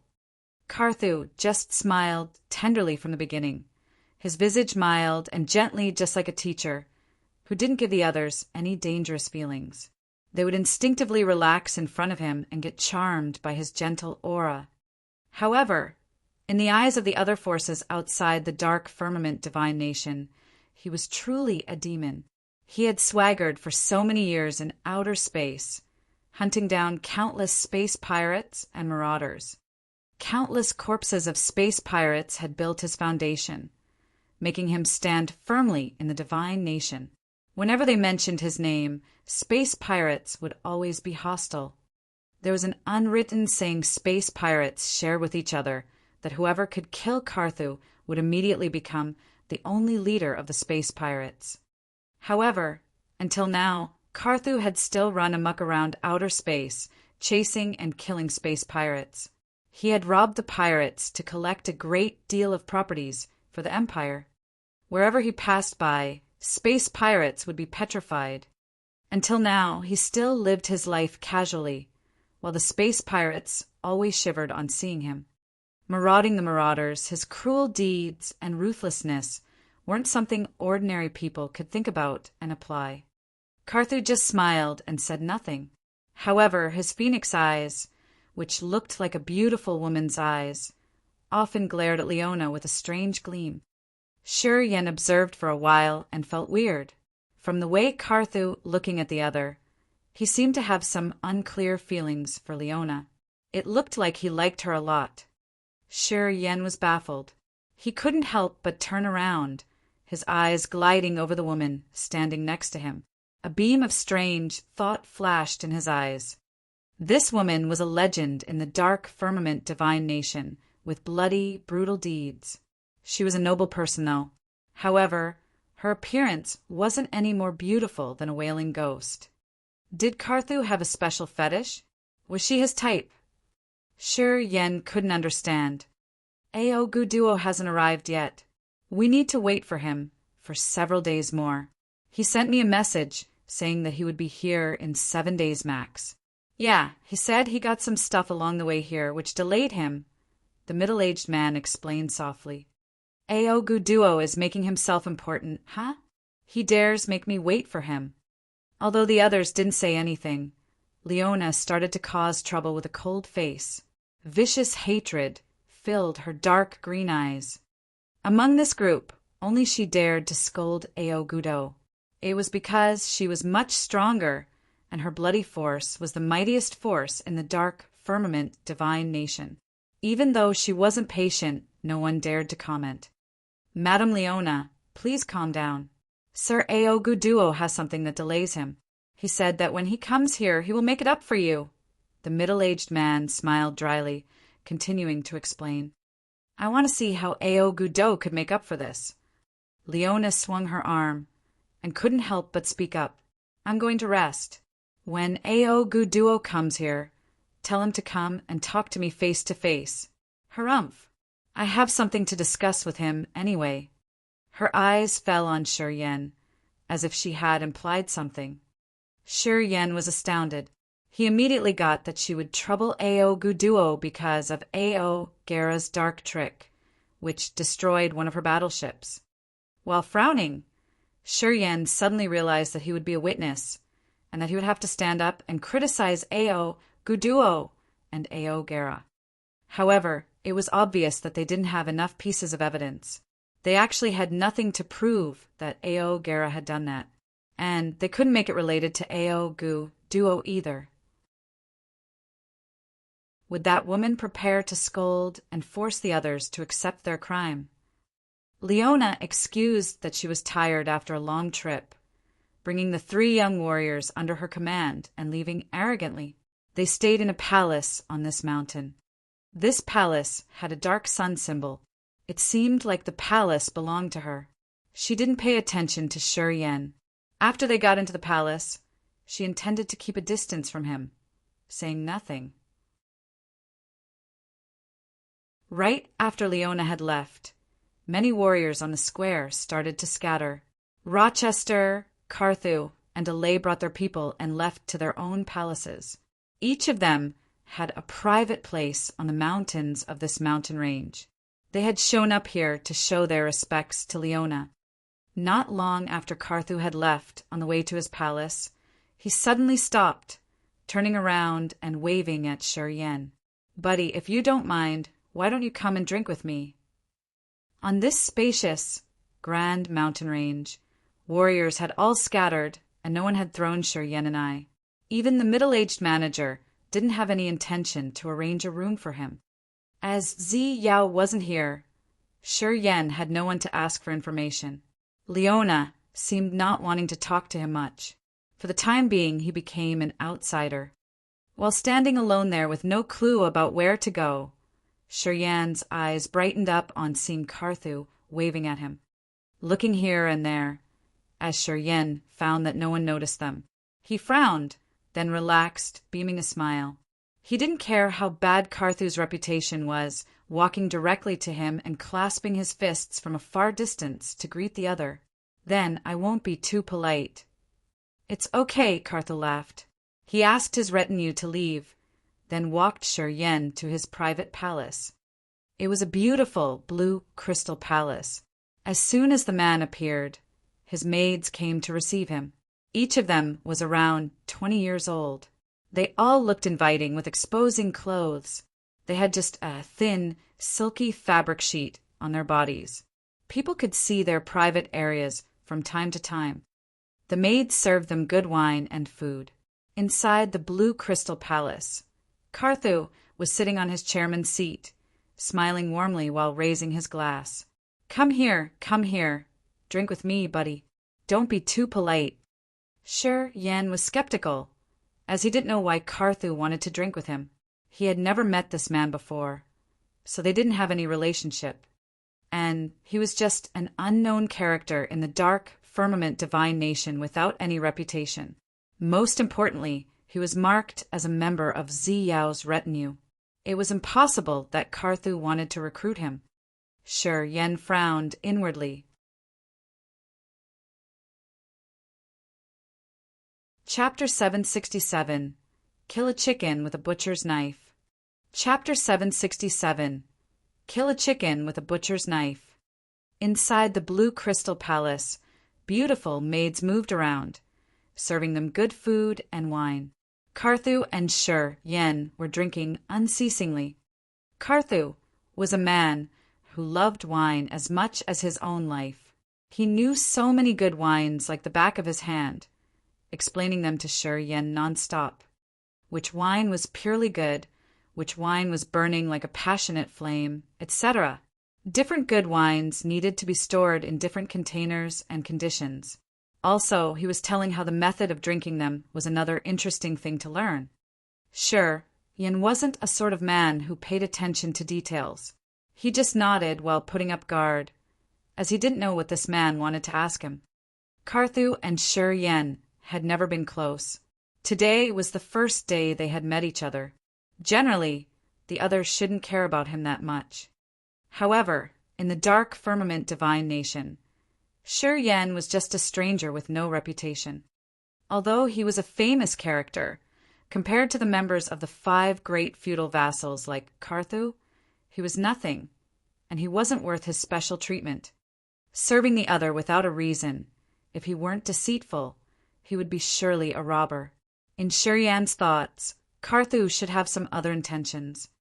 Indeed, when they were in the middle of their drinks, Carthu lowered his glass. His extraordinarily handsome face blushed like a beautiful woman. He laughed deliberately. I have 2 things I can't explain. I hope you can help me out. Sure Yen straightened his back, his face serious. If I can explain, of course, I won't conceal. For the good wine you've treated me, I will tell you everything I know. That's good, Carthu was happy. I heard that bloody slaughter Ka-Tu-Ah had talked to you in person when you were in the solar star exploding fragment field. Then he disappeared from there. He has given up chasing after you and Ziyao. I want to know what you and bloody slaughter Ka-Tu-Ah had discussed back there. Sure, Yen changed his visage while he shuddered inwardly. No need to be tense. I'm just curious. I don't want to arrest you or interrogate you. Carthu waved his hands, telling him not to be surprised. With my position in the divine nation today, I have many relationships with the outer space pirates. Perhaps you've heard about it. I've stepped on their corpses to reach this high position. That's why I always have a special concern about those space pirates. Of course, I have many insiders in their organizations. Also, many pirates will sell me intelligence. They want me to stay away from their business. It's normal that I know about you. Sure, Yen could relax a little bit. He took a deep breath while frowning, his face severe. Sir, if you ask me something else, I will not conceal. However, I'm sorry that I can't tell you about this. Carthu slightly squinted as a flash of electric current appeared in his eyes. All right, I won't chase you about this stuff anymore. We should talk about another thing. Please ask, sir. I understand Leona well. She isn't the sort of people who will poke her nose into the other's business. I don't know why she let you get on her battleship. Pausing for a while, Carthu's face darkened. As far I've known, before Leona got here, one of her battleships was destroyed and several hundred warriors had died. Would you tell me what had happened?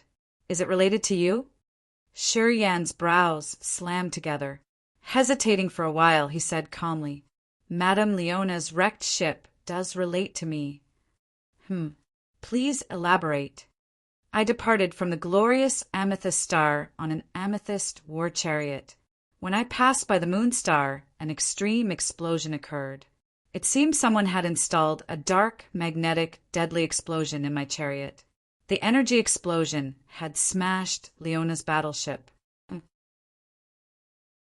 Dark, magnetic, deadly explosion. Carthew discolored in fright. He slightly trembled and then continued. Only the 9-star Chamber of Commerce can fabricate that toy. It's so incredible. Even a small life star couldn't withstand it. It would crush the life star to powder. If warriors under original God realm are dragged into the dark, magnetic, deadly explosion, both their god bodies and soul altars would be ripped apart. If I were in that situation, I would be hurt badly. How did your amethyst, or chariot, have such a thing? I don't know. Shiryen beamed a forced smile. Carthew suddenly quieted down, gazing at Shiryen. He was bewildered for a while and then frowned. If that explosion was set for you, it's a miracle that you could survive. I'm not amazed at the explosion. What surprises me a lot is that how could you survive? Why do you say so? Leona isn't a merciful person. Or else. She couldn't have her current attainments. I feel weird that even if you aren't the main cause, her battleship exploded because of you. With her bad temper, she would skin you alive. How could you stay alive until now? I think you should ask Madame Leona. Even I don't know why. I'm curious too. Carthew sank in his thought for a while and then smiled oddly. You haven't explained either of my 2 questions fully. Haha. Sir, do you think that you're wasting a good party on me? Shiryen answered deliberately, his face calm and natural. He didn't reveal a beam of fear. Carthew shook his head. Drinking alone, even if you are drinking good wine, doesn't taste good. Sharing is a good drinking virtue, you know? Pausing for a while, he waved his hand, talking casually. You can stay in my place. When Ao Guduo arrives, the training of the extreme purgatory field will begin. You have to join it right away. Although you didn't help me out with my suspicions, I won't be so mean to you. You can use my good wines here at will. No need to be too polite. Thank you in advance, sir. Minor stuff. Shiryen then stayed in Carthew's palace. This palace had some different training rooms, and it even had a 100 times heavier gravitational room. Sure, Yen didn't care about the situation out there, as he entered the room and cultivated alone. At the 3rd sky of true God realm, the effect of normal gravity on him was too little. However, this 100 times heavier gravitational room was quite useful for him, although walking in this room was extremely hard. His body had been trained to the acme, making it tougher than iron and heavier than rock at the same volume. In the gravitational room, the weight he had to bear would be increased accordingly. This gravitational room had many rocks of different shapes. Those rocks had some small holes and concave areas that warriors could use to lift them up. All of them were heavy. Some weren't big, but their mass was formidable like a mountain. Staying in the gravitational room, Shiryen used those rocks to practice. Sitting neatly on the stone ground, Shiryen squinted. His body was soaked in sweat. Not long after that, he stood up robustly, thrusting his hands deep into the concave spots on the rock. He didn't use the essence chi, just his physical strength to lift the rock and then dashing madly inside the gravitational room. Not long afterward, he was exhausted. His body looked like it was congested. Veins bulged under his skin like worms, giving him a savage look. Sure, Yen wanted to check his limit. Those heavy rocks in the room were dozens of times heavier. Even though he had reached the 3rd sky of true God realm, moving them was a little difficult. And that was how his potential power was stimulated. The energy hidden in his body would be pressed by the extreme gravity, making him shiver. It was another time of insane training. Shiryen had no sliver of power in his body by now, lying like soft pulp on the ground. He closed his eyes to feel the robust vitality in his blood and muscles, while thoughts traveled fast in his head. He suddenly got an idea. He got up immediately, focusing and urging dozens of drops of immortal blood in his body towards the left arm. Crack, crack, crack. The bones on his left arm resounded with a cracking sound. His body enlarged fiercely, just like a dormant beast. An intimidating flow of energy expanded from him. The immortal demon blood replaced his blood in his left arm. An extreme pain struck him from the veins. His arm turned into a red hue, such that it looked like his blood was seeping through his pores. His arm felt like it was boiled. That bloody hue seemed quite frightening. He dashed forward rumblingly. A flow of brutal energy expanded from his arm, just like a savage beast struggling to get out of an abyss. He lifted a dark golden rock on the ground using the fierce energy on his arm. A flow of scarlet light emitted from his body, generating a savage and furious power. Shiryan was cheered up. Joy filled his heart as he laughed crazily. This dark gold rock was a relatively big one in this chamber. It was the extinct gold stone, a particular stone in the raging flame star area, which was hundreds of times heavier than normal rock. The weight of the rock in his hand could be compared to a 1,000 meters tall mountain. And inside this gravitational room, the weight of this big chunk was increased dozens of times. It was almost impossible for a King God Realm warrior to lift this rock. When one reached the third sky of King God Realm, perhaps they might be able to try. Sure, Yen had tried to lift this rock using only his physical power. However, after several attempts, he couldn't move it even an inch. However, today, when he used the immortal demon blood to fill his left hand, the bursting energy of it had helped him lift up the hefty rock. Such exploding power had frightened him as well. After that moment, Shiryan had a deeper understanding of the blood exchange Bao Ao and Jieji had mentioned. If he could replace blood in his body with immortal demon blood, how tremendous could his body's bursting power be? Sure, Yen didn't even dare to imagine that. Boom! The big rock fell on the extremely rigid ground. On the spot where the rock fell, the ground was suddenly cracked and shattered. Cracks that naked eyes could see extended from under the rock. Those cracks extended continually. Explosion resounded from the big rock as chips shot out everywhere like the sharpest blades. OF*CK. A forthright voice came from the door of the gravitational room. A top man who had the purgatory token on his waist came in.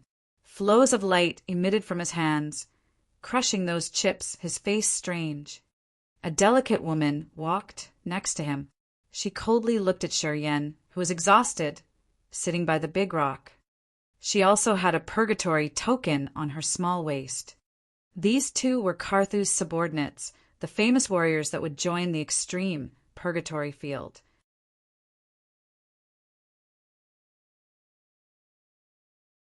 Chapter 768. Hiding Weaknesses by Keeping Quiet. Chapter 768. Hiding Weaknesses by Keeping Quiet. The two of them stood by the door, watching the rock chips fill the ground. They couldn't hide the surprise on their faces, their eyes odd. So many rock chips appeared around the extinct gold stone. Cracks on the ground were as thick as spider webs. From the location of that big stone, cracks covered almost the entire room, which startled people. Apparently, it was created by the impact when the extinct gold stone rumblingly fell on the ground. Unlike Shiryan, these two people were familiar with this gravitational room and the formidable mass of the extinct gold stone. He was just a warrior at the true God realm, but he was able to lift a chunk of extinct gold stone and create such situation. Those two people used to look down on Shiryan, but now they became serious. A streak of fear flashed in their eyes when they looked at him. Shiryan was totally exhausted, lying on the ground. He didn't move, just frowned and assessed those two. He didn't try to talk to them first. He understood that the other two came here to train as well. Perhaps they didn't know that Shiryan was in there. The purgatory token on their waist showed their identity. They were Karthu's subordinates, who are going to join the extreme purgatory field. They should be outstanding characters as well. Perhaps these two were famous in the dark firmament divine nation. You created this situation? The forthright man couldn't help but ask surprisingly. Tough man, you are only at the true God realm, but you can create such a commotion. Not bad, really. No wonder why you can join the extreme purgatory field. I used to think that Princess Zi Yao sent you here just to fill her assigned number.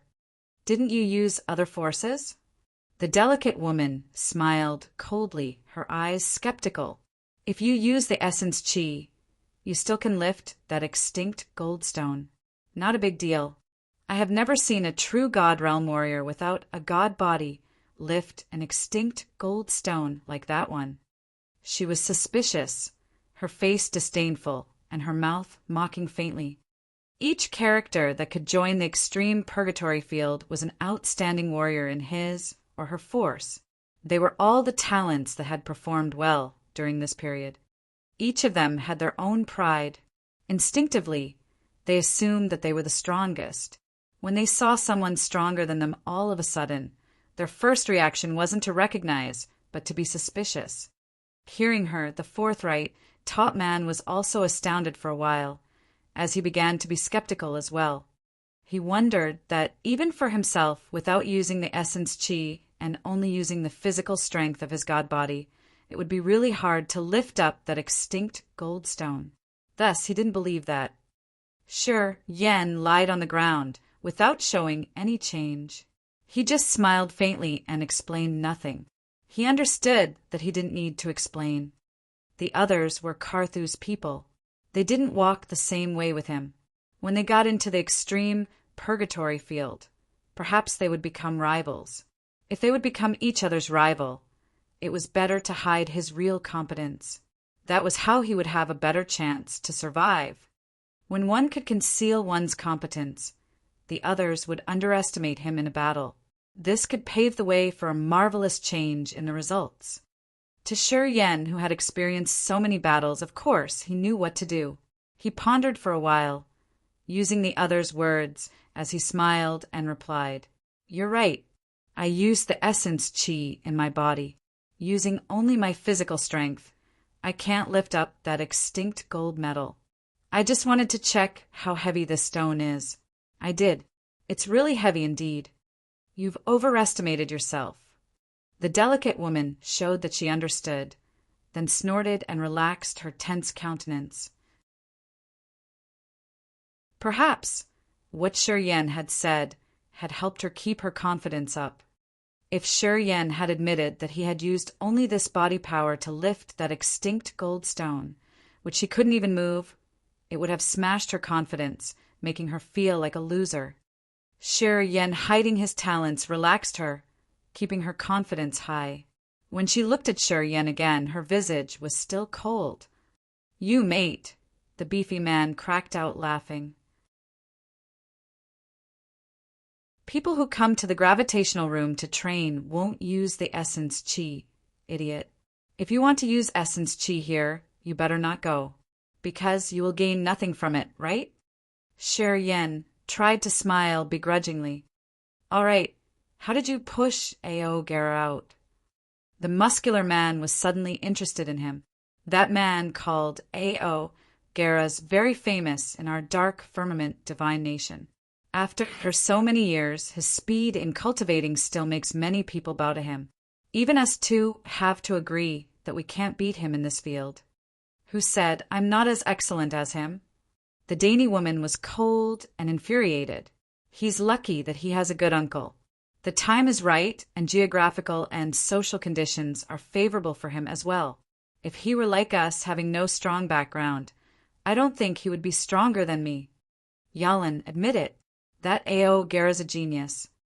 The beefy man laughed. As we've followed Sir Carthu, we've had many favorable things too.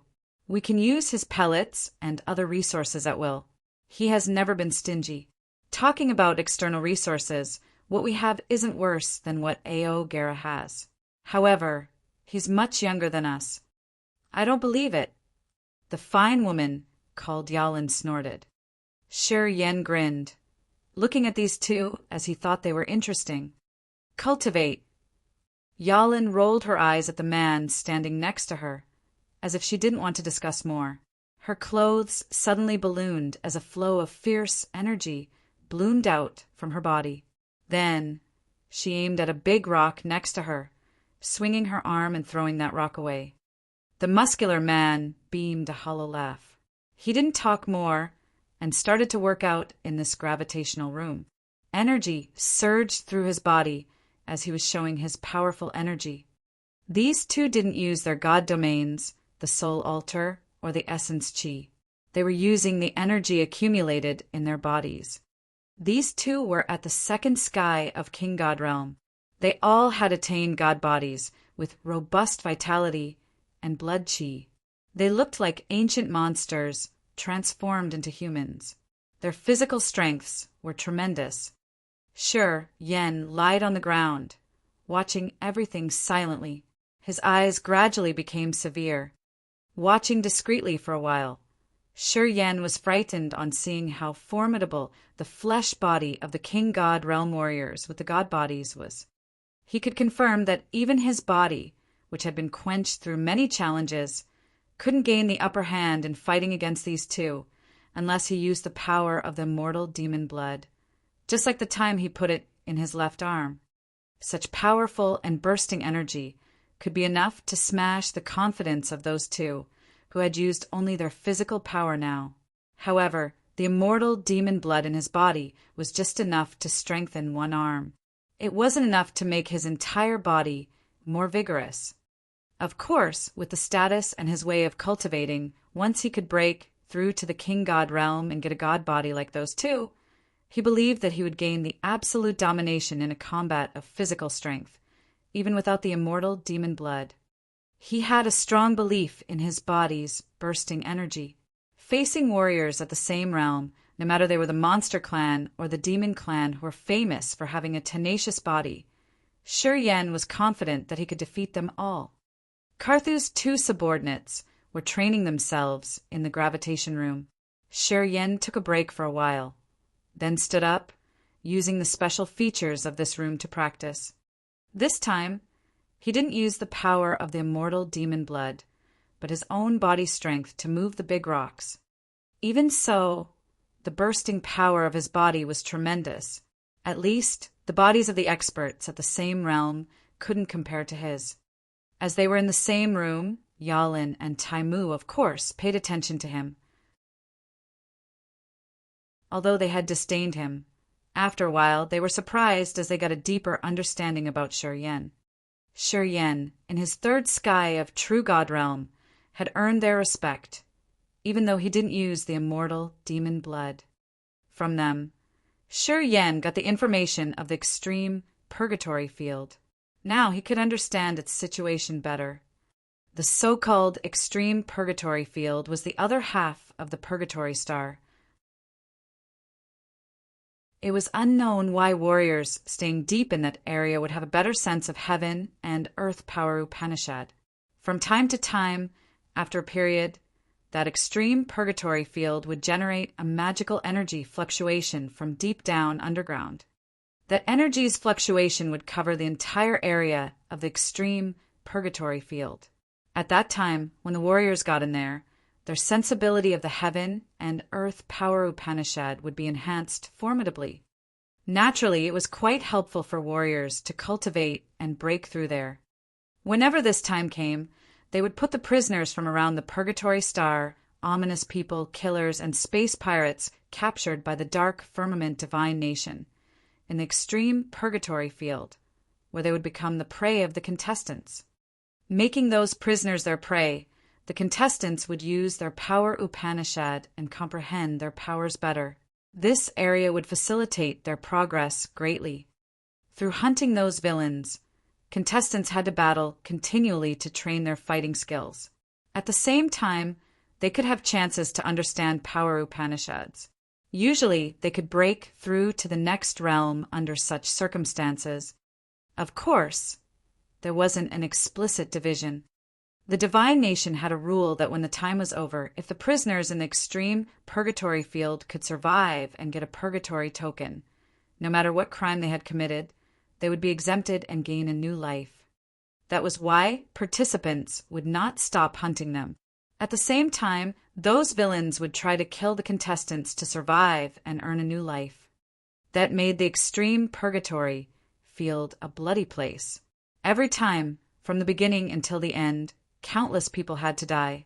The survivors could be the contestants or their prey. The villains could have a chance to create a new life. The contestants could have the most precious battles for their advancement, and even rewards from the divine nation.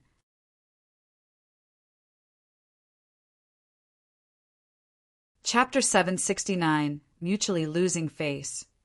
Chapter 769, Mutually Losing Face. Shi Yan was cultivating ascetically in the gravitational room together with Yalin and Taimu. Whenever they took a break, they would chat about the situation of the extreme purgatory field. Through these two, his knowledge of the extreme purgatory field became better. After Yalin and Taimu found that Shi Yan could use his true God realm cultivation base to train in the gravitational room, they didn't mock or provoke him anymore. They had stopped considering him as a small character. However, his good days didn't last long. On this day, while he was exhausted after a period of cultivation, he suddenly heard someone shouting, "Who's Shi Yan?" In the next moment, a flow of intimidating energy wave came from the square out there. Shi Yan hadn't reacted, yet Yalin and Taimu jolted up immediately, their faces frightened. "Who's that?" Shi Yan was astounded, asking hurriedly. "Sir Aogu Duo." Jianmu was anxious. "Why does he want to find you?" From his voice, "I think he wants to condemn you. Did you offend him?" "Sure." Yan shook his head. "I'm not sure." Then he stood up, frowning as he walked out of the gravitational room. A 2 meters tall beefy man stood on the square. He was wearing a dark brown armor, which made him look as formidable as a savage deity. There were 2 other warriors wearing the purgatory token, standing next to this muscular man. Besides them, Ao Gera, who Shi Yan had met in the glorious Amethyst Star, also stood there. Carthu, Rochester, Delay, and Prince Du Tianlu also stormed out of their places. Du Tianlu was the younger brother of Du Tianji, king of Dark Firmament Divine Nation. He was a handsome middle-aged man who was in charge of receiving the feudal vassals from everywhere that Shi Yan had met when he had just arrived here. That man clasped his fist with a smiling face, talking to the muscular man. "Sir Aogu Duo, why do you shout?" "Who is Shi Yan?" The brawny man that was as formidable as a demogorgon shouted. His brutal eyes scanned the crowd. Warriors in his line of sight frowned, as they were all afraid of him. Ao Gera suddenly smiled, brightly pointing at Shi Yan from a distance. "Turns out you're that traitor." Ao Guduo laughed ruthlessly. He grabbed something in the void, and a flow of energy like an immense sea rose up, torrentially, covering Shi Yan in just a blink. As Shi Yan was still exhausted from his training, he had no time to recover or respond. That flow of energy covered him and held him up, bobbing high above people's heads. He was tied entirely, not able to urge any bit of his powers. Ao Guduo was one of the 5 great feudal vassals, with endless supernatural power at the original God realm. Compared to him, Shi Yan was only at the true God realm. They were 2 whole realms apart. Under the man's attack, Shi Yan had nothing to resist. As that energy was binding him, Shi Yan's essence, Qi ancient tree, seemed to be sealed. It couldn't circulate even a beam of energy. At the same time, his soul altar was hindered by a thin membrane, preventing it from rotating. This was the true God's soul confinement. Ao Guduo was savagely infuriated as he laughed brutally. "Boy, you dared to join bloody slaughter Ka Tua to attack Princess Yao? The reason why I'm late is that I had to stay and investigate this. I know everything now. I want to show you what's the big price for planning a wild scheme on Princess Xiao. Aoguduo, what the heck you are playing? Carthu frowned, his face cold. He scolded the other. Sure, Yen has the purgatory token. I've checked it. Princess Xiao granted him the token. Since the princess gave him the token, she must have verified him before she did that. You should stop talking nonsense. Delay just frowned and said nothing. His face was dark. No one knew what he was thinking. Rochester, one of the 5 feudal vassals, was composed, as if he was watching everything with interest. Obviously, he didn't want to join this argument. All of a sudden, Du Tian Le screamed. Sir Aoguduo, did you mistake him? Since Shi Yen has the purgatory token, it proves that he has gained Ziyao's trust. Ziyao will never give the token to someone who has planned to harm her. I'm sure you're wrong. Huh. I'll make you guys be sincerely convinced.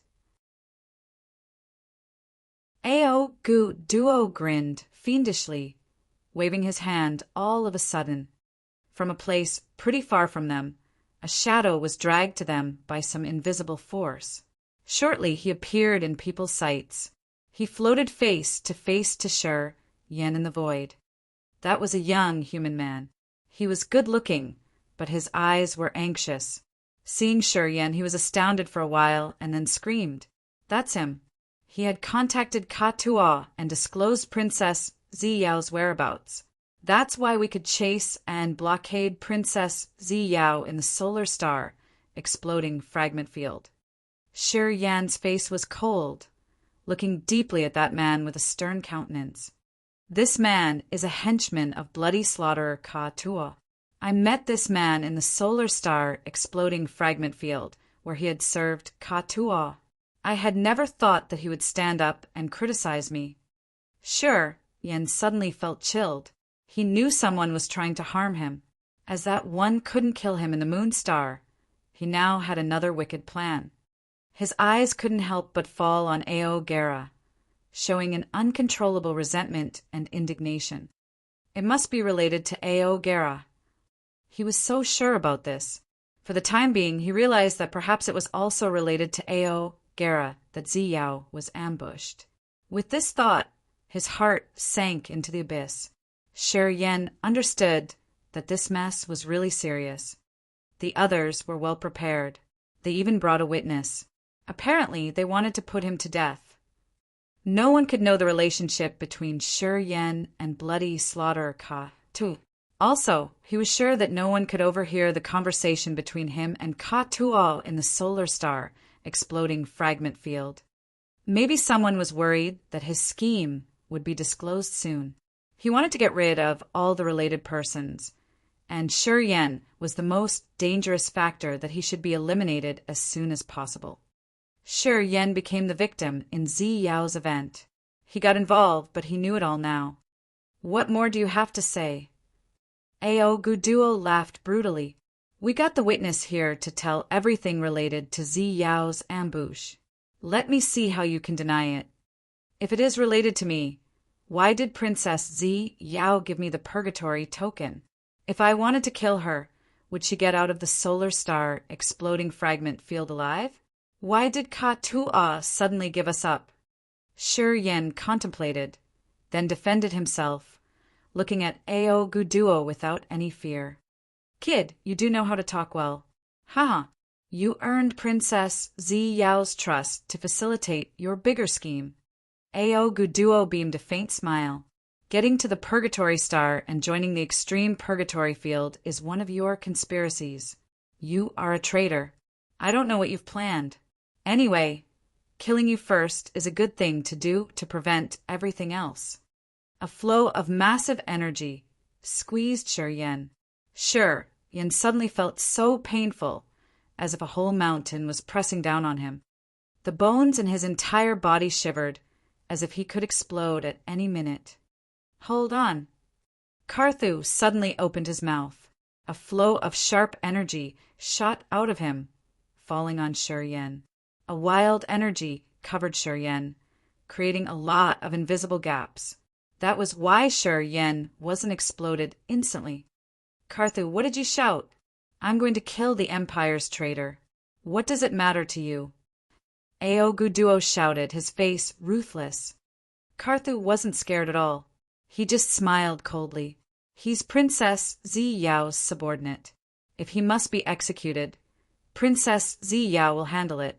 Ao Guduo, aren't you trying to poke your nose in someone else's business? My nephew, Ao Gera, is the princess escort. I'm going to eliminate the traitor on behalf of Xiao, who says I'm interfering with the other's business. Ao Guduo didn't talk more. He grinned fiendishly and was about to kill Shi Yan. A traitor at the true God realm. I can kill him at any minute. When Zi Yao asks about this, I will give her a proper answer.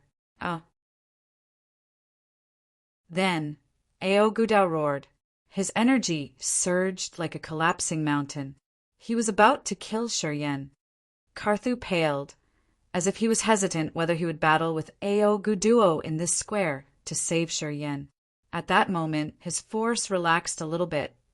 Shi Yan felt tense the second time, as if so many invisible hands were strangling him. His breathing became strenuous.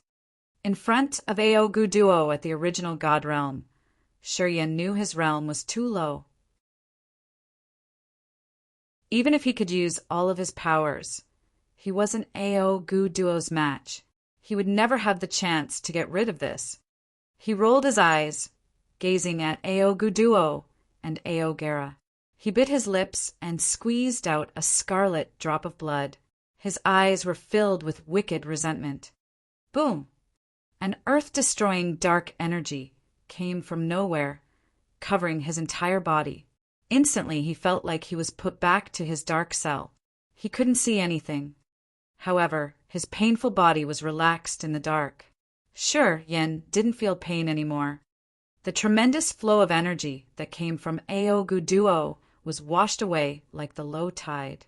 It disappeared shortly, as the aura Ao Guduo put on him was swept away. At this moment, Ao Guduo's angry voice came from outside. Leona, why does it matter to you?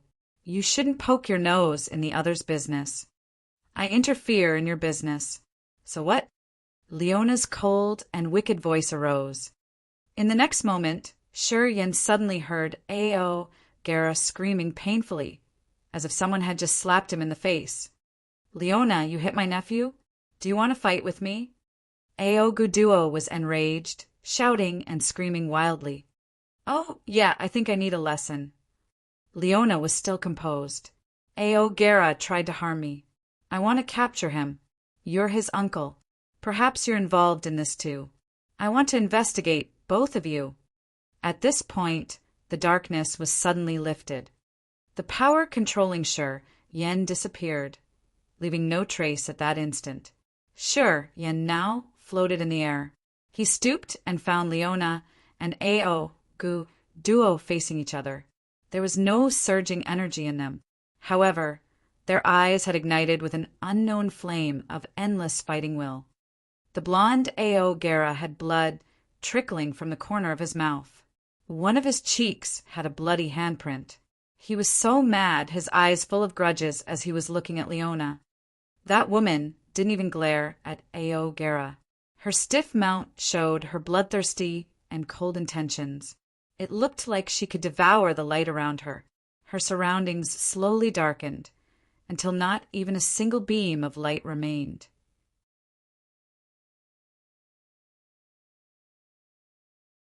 Chapter 770. Within 100 years, I will take the head on your neck. Chapter 770. Within 100 years, I will take the head on your neck. Leona and Ao Guduo were opposing each other with equal harshness, as if they could battle at any minute. Since they were both feudal vassals of the dark firmament divine nation, they had to compete every day. Not long after Leona became a feudal vassal, she had suppressed Ao Guduo to become the strongest commander, with the strongest force among the feudal vassals. This irritated Ao Guduo a lot. Today, Leona had interfered in his dealings with an anonymous kid. In his eyes, This was naked provocation. Experts with a status and position like him would never let anyone provoke him like that. Thus he was enraged.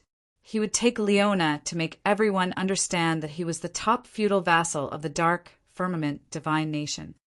In front of their confrontation, many people kept their mouths shut. Carthew, Rochester, and Delay were calm and silent. They just watched, not bothering to give them advice or dig things further, as if they also wanted to see who was stronger. In this place, the only person who could talk was Prince Du Tianlu. However, his realm was a little low, only at the third sky of King God realm. While the two were facing each other fiercely, he had to stay away, as he was afraid that he would be involved in their battle. Sure, Yen felt pain in his whole body. He looked down with deep hatred and resentment in his eyes. In front of so many people, Ao Guduo had restrained him and given him a possible crime. He almost couldn't survive. Too humiliating. Since he had revealed his talents in the Grace mainland, he had never been humiliated like this. The anger in his heart right now was inexplicable. However, Shi Yan understood that with his current realm, he couldn't resist Ao Guduo to take his face back. The time he had spent in there was too short. He hadn't mingled well in this star area. Without an organization and his realm being low, he didn't even have the right to voice here. Quietly watching what was happening under his feet, Shi Yan's eyes gradually become resolute. His enthusiasm had been triggered. He needed time. He strongly believed that if he had enough time to grow one day, he would make all of those who had disdained him shiver in fright. He would make Ao Guduo regret and pay a big price for what he had done to him today. When the other two's confrontation was tense, Prince Du Tianlu suddenly screamed, "Wait a minute!" Everyone couldn't help but look at him, including Leona and Ao Guduo, who were about to attack each other. They all stopped, frowning at him and waiting for him to talk. The king says no confrontation. Du Tianlu was holding a special metal token with a crown carved on it in his hand. It didn't look like silver or gold. He caressed the crown and touched it again. A flow of magical soul fluctuation shot out of the crown, which diverged and then fell on Leona and Ao Guduo, respectively. The two then quieted down and bent their bodies as if they were listening to the king's advice. Not long after that, the soul fluctuation from the crown in Du Tianlu's hand gradually vanished. At this moment, Leona and Ao Guduo stood upright, glaring at each other, then snorted at the same time. Du Tianlu laughed evilly. As the 5 great feudal vassals are all here, we can start the extreme purgatory fields training. He suddenly pitched his voice, then threw the crown in his hand into the air. A magical energy scattered, falling on the purgatory tokens on the waists of all the contestants. At the same time, clusters of light shot out from the surrounding monster-shaped mountains one by one. Each of the clusters confined an extreme inmate, flying towards an area far from this square. Shi Yan skimmed over and found at least 200 prisoners with different realms being delivered to somewhere. The lowest realm among them was the first sky of King God realm. Some were even at the third sky of King God realm cultivation base. They were being dragged towards the extreme purgatory field under an unknown force. A magical energy fluctuation emitted from the purgatory token on his waist. It seemed like some seal had been lifted. Anyone with the purgatory token can join this competition. The purgatory token on your waist is the key to entering the field. Once you get in the extreme purgatory field, you can't get out before the time is up. Du Tianlu lifted his head and explained slowly. There are no rules in the extreme purgatory field. You can kill anyone. Prisoners, contestants, even your partners. At the end, who kills the most will have a chance to meet the king and receive the rewards. The tokens on your waists have the life-sensing power. You can detect your prey's location with its help. Assess your power, then choose your preys. Leona and Ao Guduo didn't talk, just quietly listening to Du Tianlu. No one knew what Du Tianji had told them using his soul energy. But the two hostile feudal vassals had calmed down and said nothing. It seemed like Leona had never hit Ao Gera, and Ao Guduo had never set up any conspiracy against Shiryen. Carthu, Rochester, and Delay were busy giving advice and making arrangements for their people. Sure, Yen noticed that Demeng also had a purgatory token on his waist. Apparently, he was one of the contestants. Delay was his father. He used to have 2 quotas, which he had assigned to 2 warriors under his command. He had another arrangement for Demeng, which was Zi Yao's quota, but it failed. Thus, Delay had no other way around but to make one of his subordinates hand back the token, so that Demeng could join the extreme purgatory field to train himself. Besides Delay, Ao Gera also had 1 token. His token was granted by his uncle Ao Guduo. Ao Guduo had 3 quotas, of which he gave his nephew 1. It was because Zi Yao had given Shi Yen Ao Gera's quota. Among the 5 feudal vassals, since Leona and Ao Guduo had achieved the biggest attainments, they had 3 quotas each. The other 3 vassals had 2. Since Zi Yao had 1 quota, the total contestants entering the extreme purgatory field this time are 13. At this moment, a contestant holding the purgatory token started to move. Leona was talking to her 3 warriors with a cold visage. Her bloodthirsty green eyes often glared at Ao Guduo and his contestants. Most of the time, she gazed at Ao Gera.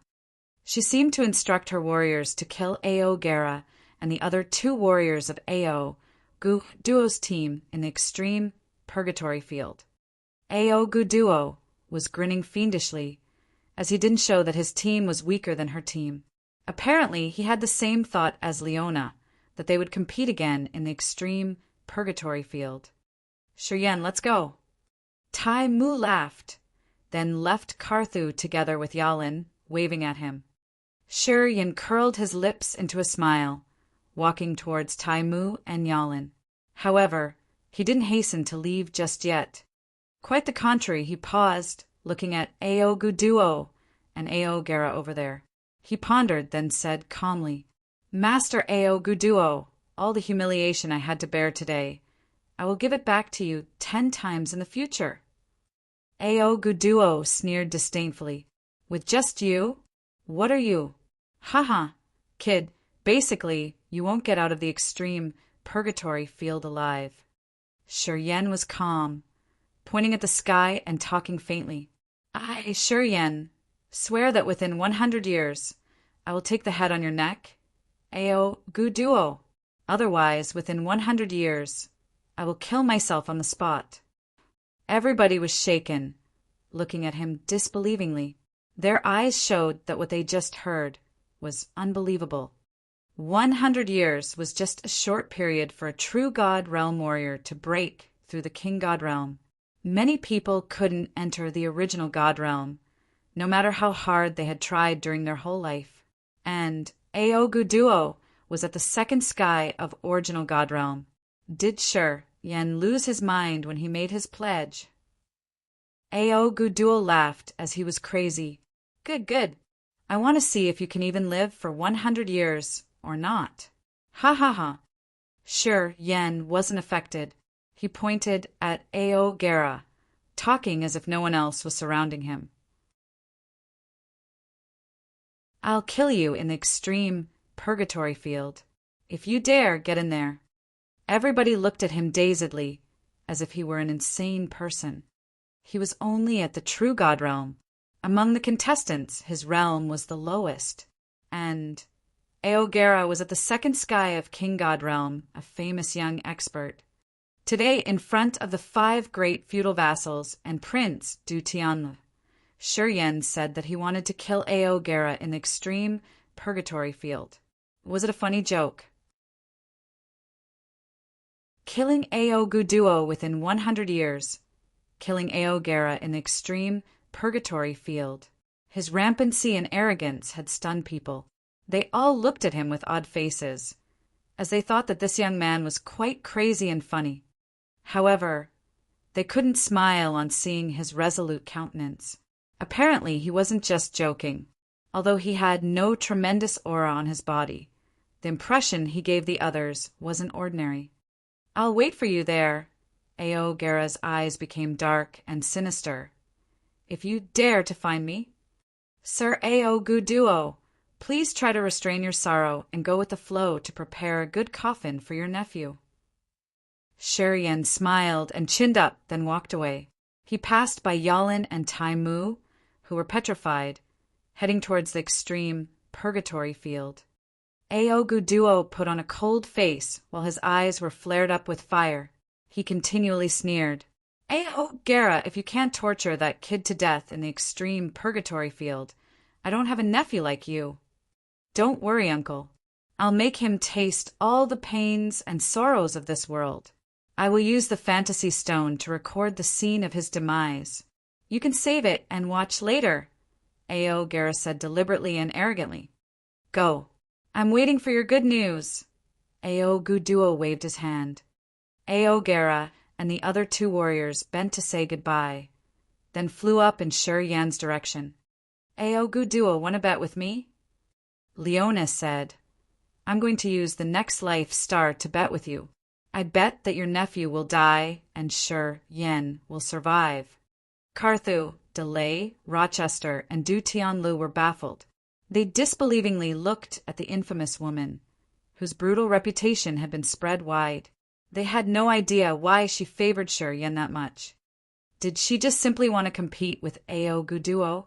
Anyway, using a life star for that, was she insane? "I'll play with you," Aoguduo shouted, his face ferocious.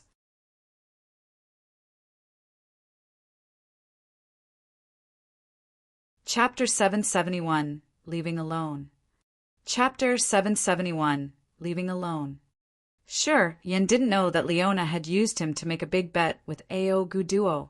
Using an entire life star to bet was something rare even here. After leaving the mountain range, Shiryen turned into a bunch of light, flying rapidly towards the extreme purgatory field as guided by his purgatory token. Yalin and Tai Mu followed behind him, gazing at his back with fear. Soon Yalin and Tai Mu had caught up with him, with their second sky of King God Realm. "Kid, are you crazy? Aogera is at the second sky of King God Realm. Even we aren't sure whether we can kill him or not. You've just reached the true God Realm." Tai Mu tilted his head, eyeing him strangely. "Even if you want to compete with him, you shouldn't make it so explicit, should you?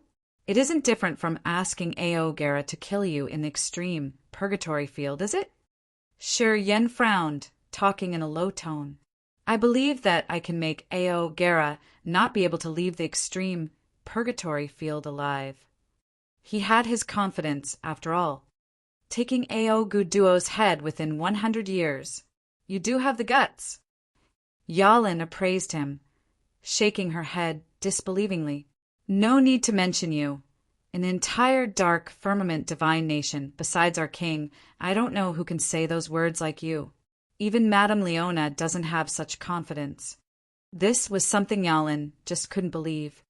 Aoguduo was one of the 5 great feudal vassals. In the divine nation, he was just under 1 person, but above tens of thousands of people. His competence and the force under his command were extremely mighty. He had so many brutal subordinates as well. Even if he could reach the same realm as Aoguduo without a crazily strong background, he shouldn't even dream of defeating Aoguduo, let alone killing him. Original God Realm experts had their own ways to protect themselves. In case they couldn't resist anymore, they could always escape easily. Aoguduo was a second sky of original God Realm warrior. If someone wanted to kill him, he should be at least at the 3rd sky of original God Realm. Only having 1 rank higher could guarantee the desired result. This whole vast divine nation had only 1 warrior at the 3rd sky of original God Realm, who was also the king of the country, King Du Tianji.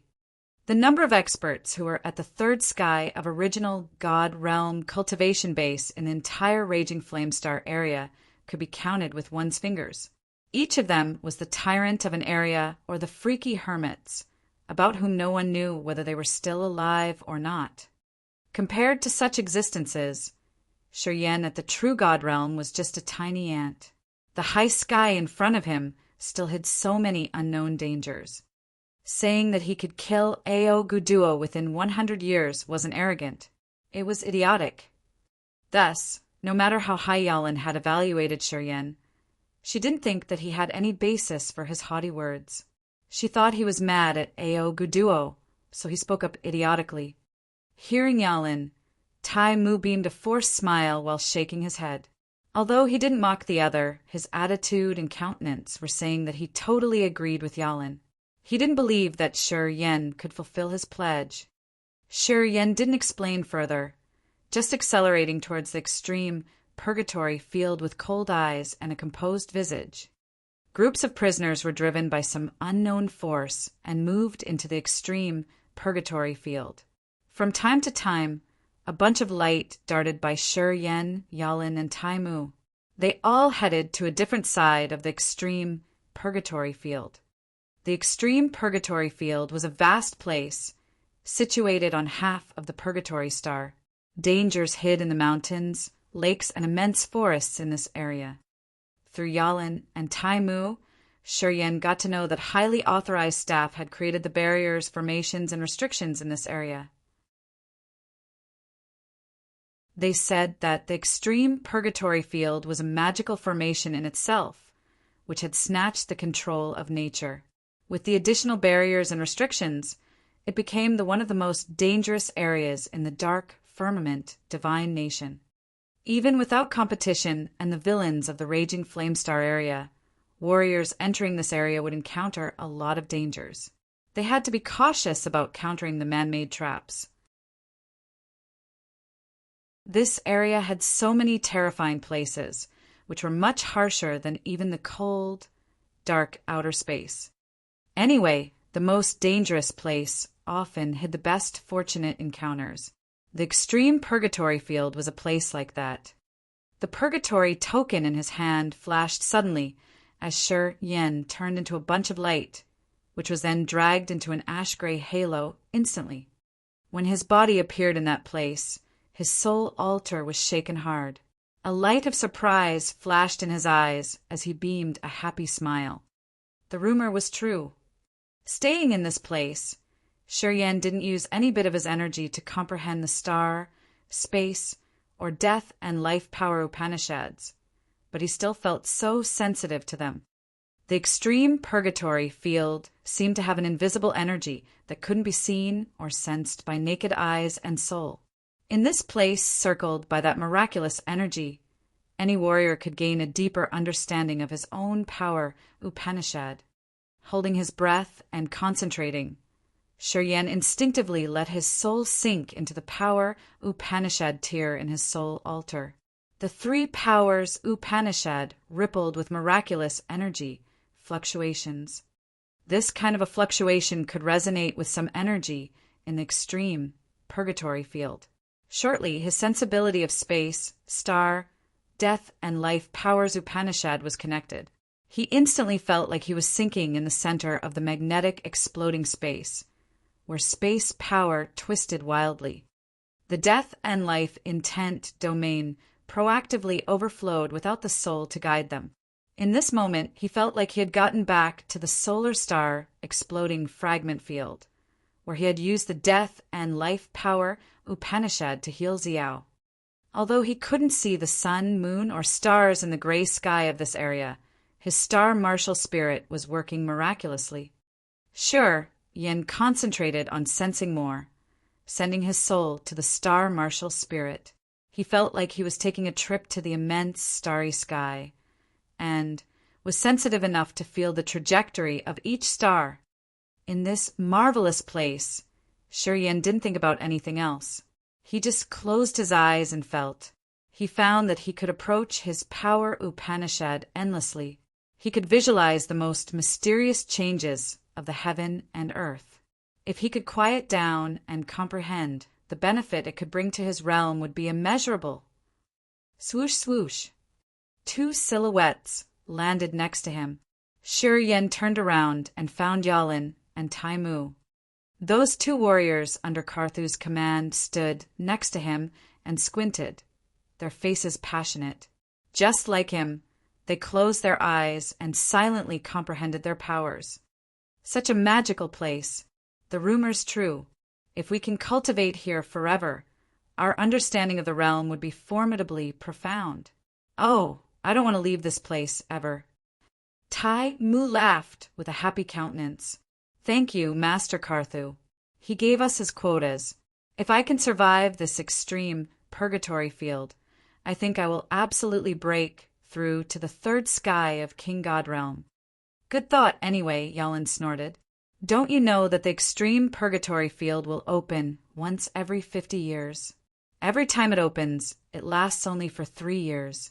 Do you know how tremendous a quantity of materials we have to use to keep it open for 3 years? Yeah. Tai Mu looked like he didn't know anything. Shiryen was surprised. He stopped concentrating his mind, looking at Yalin seriously. I heard that the extreme purgatory field's an incomparably magical formation. It could convert the power of nature. However, it requires an enormous amount of energy and materials to maintain it. I heard that it needs at least 10,000 pieces of divine crystals for each year, and they must be the medium quality pieces. Besides, it requires so many kinds of materials. Some of them are so rare that only the land of God punishment could have them. Yalin paused for a while and then continued. When our master came here, didn't you see that he brought a large number of materials? Where do you think they would ship them? I'm telling you, they will be consumed all in the extreme purgatory field. Sure, Yen was stunned on listening to her. He immediately got why Leona's battleships carried a massive amount of materials. They must be used to maintain the extreme purgatory field. It consumed 10,000 divine crystals each year, along with so many other rare materials. To retain this magnificent formation for 3 years, how big should the amount of the required materials be? No wonder why the quotas to enter the extreme purgatory field were too little. Delay only had 2, and a noble princess like Zi Yao only had 1. Suddenly, he felt grateful to Zi Yao for giving him a chance. The quota he had was snatched from A.O. Gera's hand. The value of a purgatory token perhaps was much more precious than an amethyst battleship. Shiryen, do you want to go with us or leave alone? After explaining to the 2 men, Yalin hesitated for a while and then asked, Your realm is too low. Walking alone in this perilous place will be too risky. If you go with us, we can back up each other. At least, A.O. Gera can't kill you shortly. She actually meant good for him. Taimu grinned. Yeah, we should go together. Besides the experts from the other feudal vassals. Those villains won't dare to trespass on us here. We can kill them slowly. What do you think? During the time in the gravitational field, Shiryen and these 2 had talked and become familiar with each other. It seemed like Karthu had advised them to protect him for a while. However, Shiryen didn't appreciate their treatment. He just smiled and slightly bent his body. I will keep your goodwill in my heart, but I'm getting here to train myself. If I go with you, you will shield me from dangers. So I won't actually be able to train myself then. Yeah, we should part here. Don't worry about me. If I have the guts to get in the extreme purgatory field, of course, I have means to protect myself. Are you sure? Taimu was a little bit worried. A.O. Gera wants to kill you and he isn't alone. The other 2 from A.O. Guduo's team aren't good people either. When they go together, not many people dare to provoke them in the extreme purgatory field. Do you believe in yourself that much? Yalin snorted while frowning. Shiryen smiled and clasped his fist to greet them, then changed the direction, leaving alone. His figure flashed, then disappeared into the gap between two grand mountains. After a while, he disappeared completely from their sights.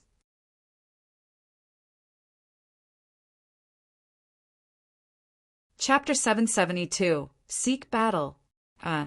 Chapter 772. Seek Battle.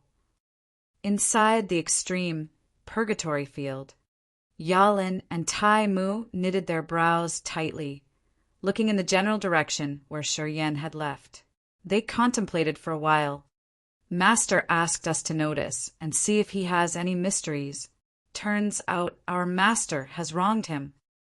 Yalin talked with a strange countenance. He assumed that Shi Yan would go with us, but he's underestimated his arrogance. Perhaps it's fearless ignorance. You say, did he know our intentions? That's why he didn't want to go with us, asked Tai Mu. Yalin shook her head. I don't know, but I'm sure this man isn't simple. He has some big secrets. Or else, with his true God realm cultivation base, it's impossible to be so haughty. You know, the time we were in the gravitational room. Tai Mu's eyes flared with a strange light. Yeah, he's not that simple. I have never met any true God realm warriors who have such powerful physique. If he can break through to the King God realm and condense the God body with his current body, perhaps he can give Ao Gera a painful headache. This Ao Gera's so disgusting. If we meet him, we should tear his face, too. Yalin snorted. I don't know why Zi Yao accepted him. Would she aim at Ao Guduo, his uncle? Maybe.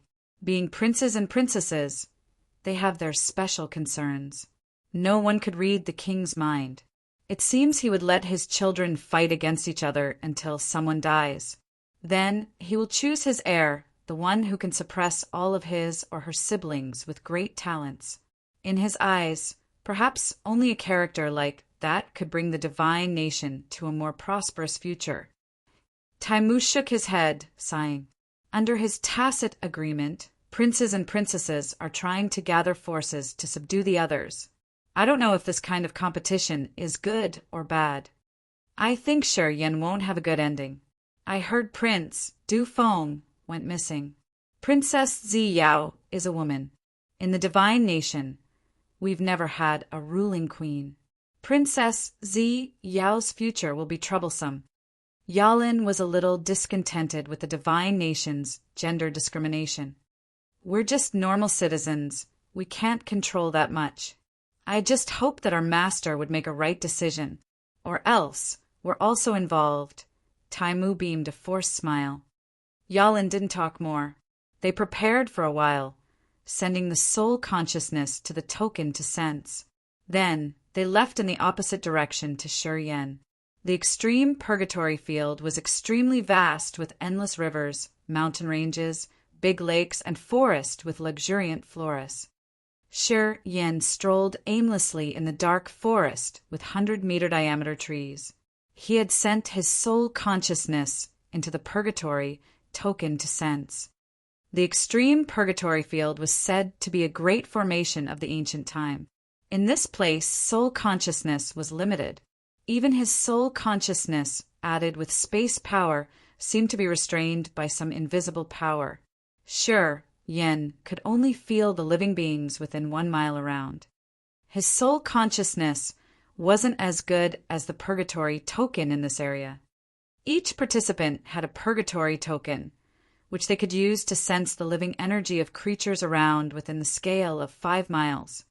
Within 5 miles, as long as there were magnetic fields of living beings, the contestants could detect them via the purgatory token. Since this token was stronger than his soul consciousness, in this forest, Shi Yan considered it his main secret treasure to sense around. Of course, it didn't include the other participants. Warriors with the purgatory token could prevent the others from detecting him using the soul consciousness. In other words, Shi Yan could only sense the hazardous inmates, not Yalin, Tai Mu, or Ao Gera, who also held the purgatory token. Anyway, they were also the participants who came here to train their realm and hunt the inmates down. The divine nation didn't encourage the contestants to kill each other, and they neither had any document to prohibit this activity.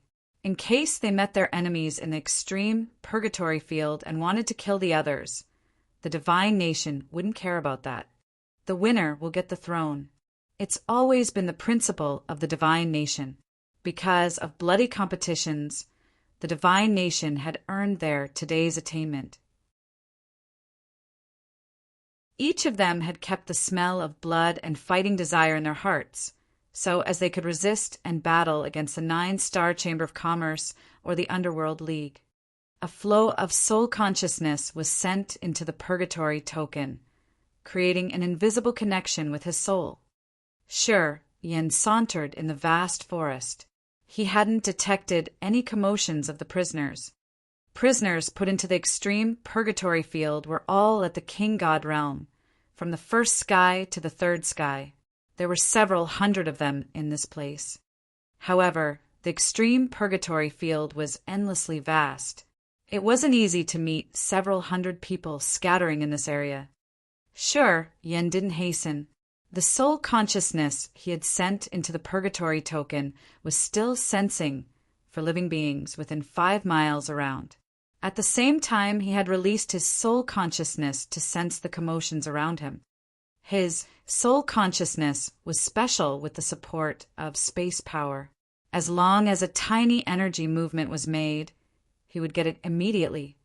Along his way, Shi Yen found at least 6 areas with signs of faint energy. From Tai Mu and Yalin, he knew that the extreme purgatory field had so many perilous areas. If the inmates and the participants were careless entering there, they would have big trouble or even have their souls vanish. Thus, whenever he detected strange energy fluctuations, he would proactively stay away. Shi Yen wouldn't take risks. When he reached a bared hill, he stopped, sat down neatly on the peak, looking forward. Strange drawings and patterns were carved under his feet. They were the restrictions and barriers he had learned from the blacksmith's secrets of success in the dark, magnetic, noxious mist. He knew how to make the magical formations, restrictions, and barriers that naked eyes couldn't see. Only some special soul consciousness could sense them. Shi Yen had set up this formation at the edge of the mountain range. Staying in there, and with the hindrance provided naturally with the mist, people from the outside couldn't see anything but a dim place where naked eyes couldn't see through. Sitting on the peak of the hill, Shi Yen looked nonchalantly at the further distance. He could only see peaks of mountains jutted in the clouds. Gray clouds and brown clouds hovered in those areas. From the far distance, they looked like a gloomy quilt. Touching his forehead, Shi Yen's soul flew into the soul altar of the heaven flames. Shi Yen sent his thought, "Is your soul consciousness also affected in this area?" Yes. The heaven flames sent him the same thought. It meant this area was somehow special with a magical power that could hinder the soul consciousness. Even the peculiar living beings like the heaven flames couldn't sense the commotions around clearly. Frowning, Shi Yen suddenly shouted, "You guys scatter, staying 5 miles close to me. Watch everywhere for me. I need to stay quiet for a while." Flames of heaven flames flew out from Shi Yan's soul altar. Shortly they disappeared. Heaven flames were his hidden trick. At the critical moment, they could help him overturn the situation, turning from defeat to victory. Besides, he could use them as his guards. Since the heaven flames and Shi Yen were interlinked, once they sensed danger, they could send the information to his soul directly. Shi Yen would have more time to prepare. After the heaven flames had left, Shi Yen gradually quieted down. He kept a flow of soul consciousness in the purgatory token. Sitting on this barren hill, he cleared his mind, making his soul empty, while paying attention to the power Upanishad tier, trying to take advantages of the resonance in this place. Relaxed his mind, Shi Yen didn't think about the other burdens. His face was calm as he closed his eyes. His aura retreated little by little until he was like a motionless rock that seemed to be there for 10,000 years. Gradually, his living energy fluctuation also disappeared. Shi Yan understood his weakness, low realm. With the true God realm cultivation base, killing Aogera was a tough task, especially when Aogera wasn't alone. If Shi Yan had to meet them shortly, he would have no chance to win. He believed that he could break through to the King God realm shortly. That's why he dared to boast his arrogant words. With his innate background, when he broke into the King God realm, his power Upanishad could advance to the God domain. At the same time, he could get the God body. Shi Yan believed that even Aogera, who had the second sky of King God realm cultivation base, even he couldn't be his rival. He has this confidence. Many prisoners and participants in the extreme purgatory field would become the resources for him to get stronger. In this place, he could step into the sky, advancing to the new level. Shi Yan closed his eyes, staying atop the barren hill. He was using the miracle features of the extreme purgatory field to relax and focus on his power Upanishad comprehension. Shi Yan didn't notice how time flies out there. 10 miles away from Shi Yan's location, 3 one-eyed prisoners stood shoulder by shoulder, alertly watching here and there. These 3 people were at the first sky of King God realm. They seemed to be condemned for a serious crime. Not only was one of their eyes taken, but they had also been carved with the terrifying inmate mark on their faces, which indicated their soon-to-be executed status. The 3 of them were from the Sea clan, which were rare in outer space. They had fish scales on their necks. They were almost 3 meters tall, wearing ragged garments. Their deep green eyes were cautiously watching everywhere. Their bizarre eyes also showed their ferocious features. They were all alert as they knew that they were the praise of the participants. Once they meet a strong contestant, they would be killed soon, becoming the war achievement of the other. Thus, on the way there, they had always tried to avoid the areas where experts might gather. They only aimed at the quiet and isolated areas to go. While they didn't recognize it, they had entered the area where Shi Yan was staying. Although Shi Yan's purgatory token hadn't reported him the living energy fluctuation, the Yin spirit, ghost flame, one of the heaven flames, had found them. The immense blue flame squeezed itself on a leaf of a giant tree that kept it from the others' views. Those 3 King God realm warriors didn't see anything abnormal. They still headed toward Shi Yan. The Yin spirit, ghost flame, had sent its thought directly to Shi Yan's soul altar. As Shi Yan had just immersed in the miracle state, not for long. He hadn't comprehended enough the mysteries of this place. He woke up all of a sudden with shaken appearance. Which realm? Stronger than you by a little bit. According to human warrior classification, they should be at the first sky of King God realm. However, they have 3. I'm not sure you can handle them, said the Yin spirit, ghost flame. 3. Shi Yan was startled. He hesitated for a while, then said, only bloody battles could help learn the powers faster. These 3 come here in good time. Then there they are. He stood up, took a deep breath, then touched the void. Barriers and restrictions around him disappeared, showing a way. He sauntered, his face calm and cold, while fierce fighting was surging in his eyes. You're tuning in to the Thunder Spear YouTube channel. Don't forget to subscribe and join us on this journey to catch the most captivating stories.